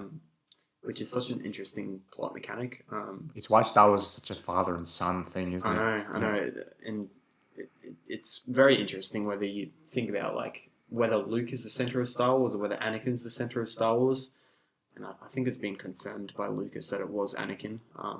That makes sense. But when you think about it, Vader and Luke, they share screen time. So you've got the two biggest characters sharing screen time, which is just, it's such a beautiful aesthetic and plot mechanic. Yeah. Leia kisses Luke again. Yep. It's problematic, mate. It's problematic for a couple of reasons. One, obviously, incest. Two, Han and Leia shared a kiss about like maybe like midway through the movie, Mm-hmm. and from then on, it's sort of like, okay, seems like they're going to get into a relationship because Luke's off somewhere else, and Han and Leia, I think Leia sort of kisses Han on the cheek at one stage, Yep. and she's like, look, you have your moments, and so obviously you think that's a relationship that develops, and then Luke comes back. And Leia's just kissing him again. I'm like, Leia, Just what going do you around kissing everyone? what do you think's going to happen, Leia, when you get both of them in the room together? Like, it's the MJ effects. Yeah. It's The MJ parrot. the MJ paradox. It's that's going to be a term that the rewatch The coins. MJ phenomenon. Yes. It's I don't know what the writers were thinking. I'm a bit baffled, to be Yeah. honest. Just quickly, because I know we're running out of time. Yeah. We're going quick. When Luke delivered the no line, that's not true, that's impossible. That's impossible. I kind of got a bit of his Joker coming through there, and I'm not sure about you. Really? Okay. Yeah, I kind of heard a bit of Mark Hamill's Joker there, and it's interesting. It makes me think, because obviously, Joker came after this, whether Luke took that and kind of formed this character from that. Because if you go back and watch it, it kind of sounds similar. Really? I've never picked up on that. So next time you watch it, pay attention to it, because I think it might have came from that. Is it when he says no or that's impossible? Which sort of thing? No is very Joker-esque. Like the voice. Oh, yeah. No, I get what you mean. Yeah. Like, I don't know. It's a bit croaky, isn't it? Like, Yeah. The deliverance of it kind of sounds like the Joker. right. Yeah, interesting. Little things like that. Oh, did you notice that Lando, when he gets in the Falcon, the Millennium, the hyperdrive is broken for some reason. Oh, it's because the Empire messed it up.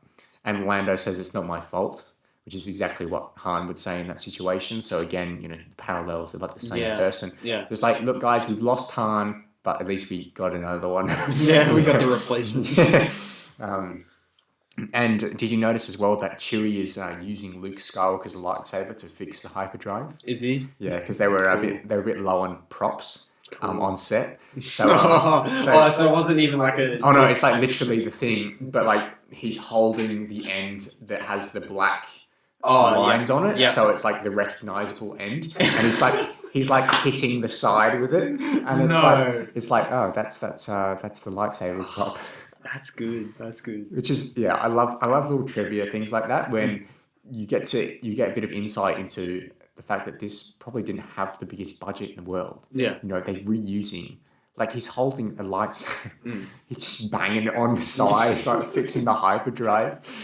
So I hope this works. Yeah. And I think it did, so that's good. But yeah, masterpiece, that was my final note. Masterpiece, yeah. I said beautiful ending shot. What's the ending shot of them looking up into the stars and then the ships go off? Yeah. Yeah, very nice.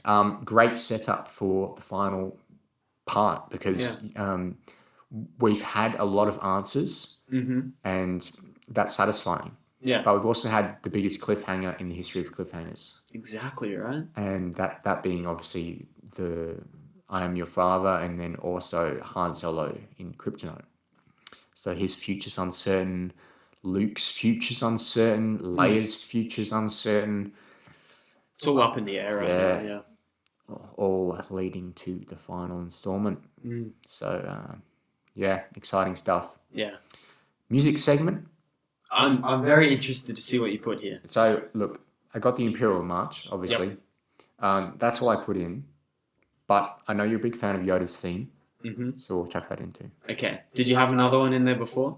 No, No? Okay. I don't think so. Sweet. We'll chuck in Yoda's theme as well. Yeah, sweet. Sounds good. I mean, the music is, again, top-notch. John Williams has no right Yeah. to make a score this good. Didn't have the right the first time, still doesn't have the right.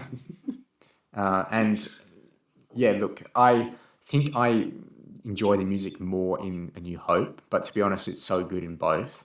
But if I had to pick one, I think the music is the best in A New Hope. Just because you've never heard it before, you get the Force theme, you get the metal celebration and all that.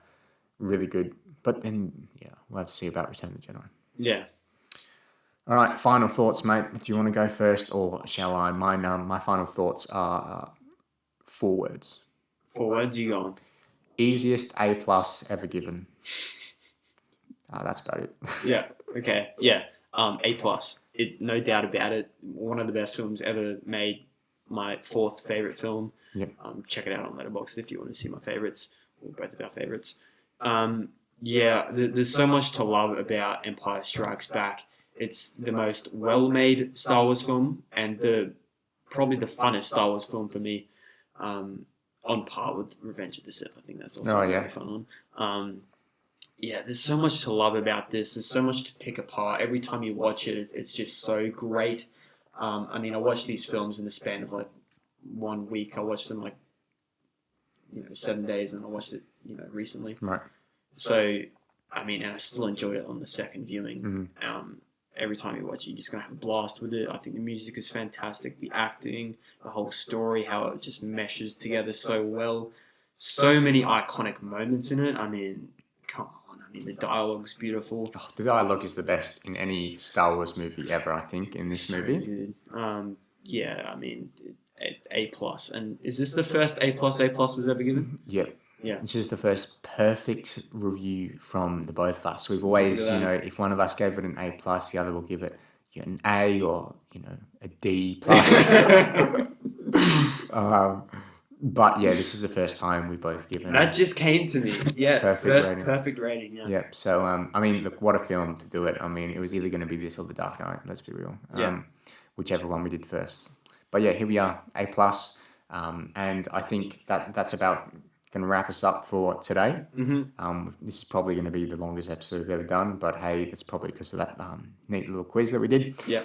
Let us know how you went in the quiz. Mm-hmm. Let us know if you beat me. Yeah. Where can they write that, Jaden? Write it down below in the comments section. Comment down below. Yes, comment down below. Thank you for listening to this episode. If you'd like to follow us on Instagram, you can do so at The Rewatch Pod. Mm-hmm. If you'd like to subscribe to the YouTube channel, just search The Rewatch on YouTube. Jaden, what's our next episode, mate? Next episode. What is our next What episode? movie are we watching next, bro? We are watching one of Sam's favorite films and one of my least favorite films of all time, The Amazing Spider-Man 2. It's going to be so fun. I'm so ready for it, bro. Not to mention that it will be Sam's birthday, Yeah. and we will be getting a bit wasted on that episode. Yes, we're gonna have a few beverages, have a good time. Mm-hmm. And hopefully you'll all join us for that episode. It's going to be a fun one, probably going to be the longest one yet. And yeah, I'm looking forward to it because it is my favorite movie of all time. And I've been trying to get it on the podcast. We did the first one. So I'm down to watch it. I mean, I think it's going to be an interesting chat. yeah, I think it will be too. And yeah, look, you can't refuse to not watch it. You can't tell me that you don't want to watch it because it's my birthday. I can't get and out so of it. and that would just be me, Please help me. So yeah, that'll be what we're doing next episode. So make sure you tune in then. But thank you so much for listening to this episode, and we will catch you next time. See ya.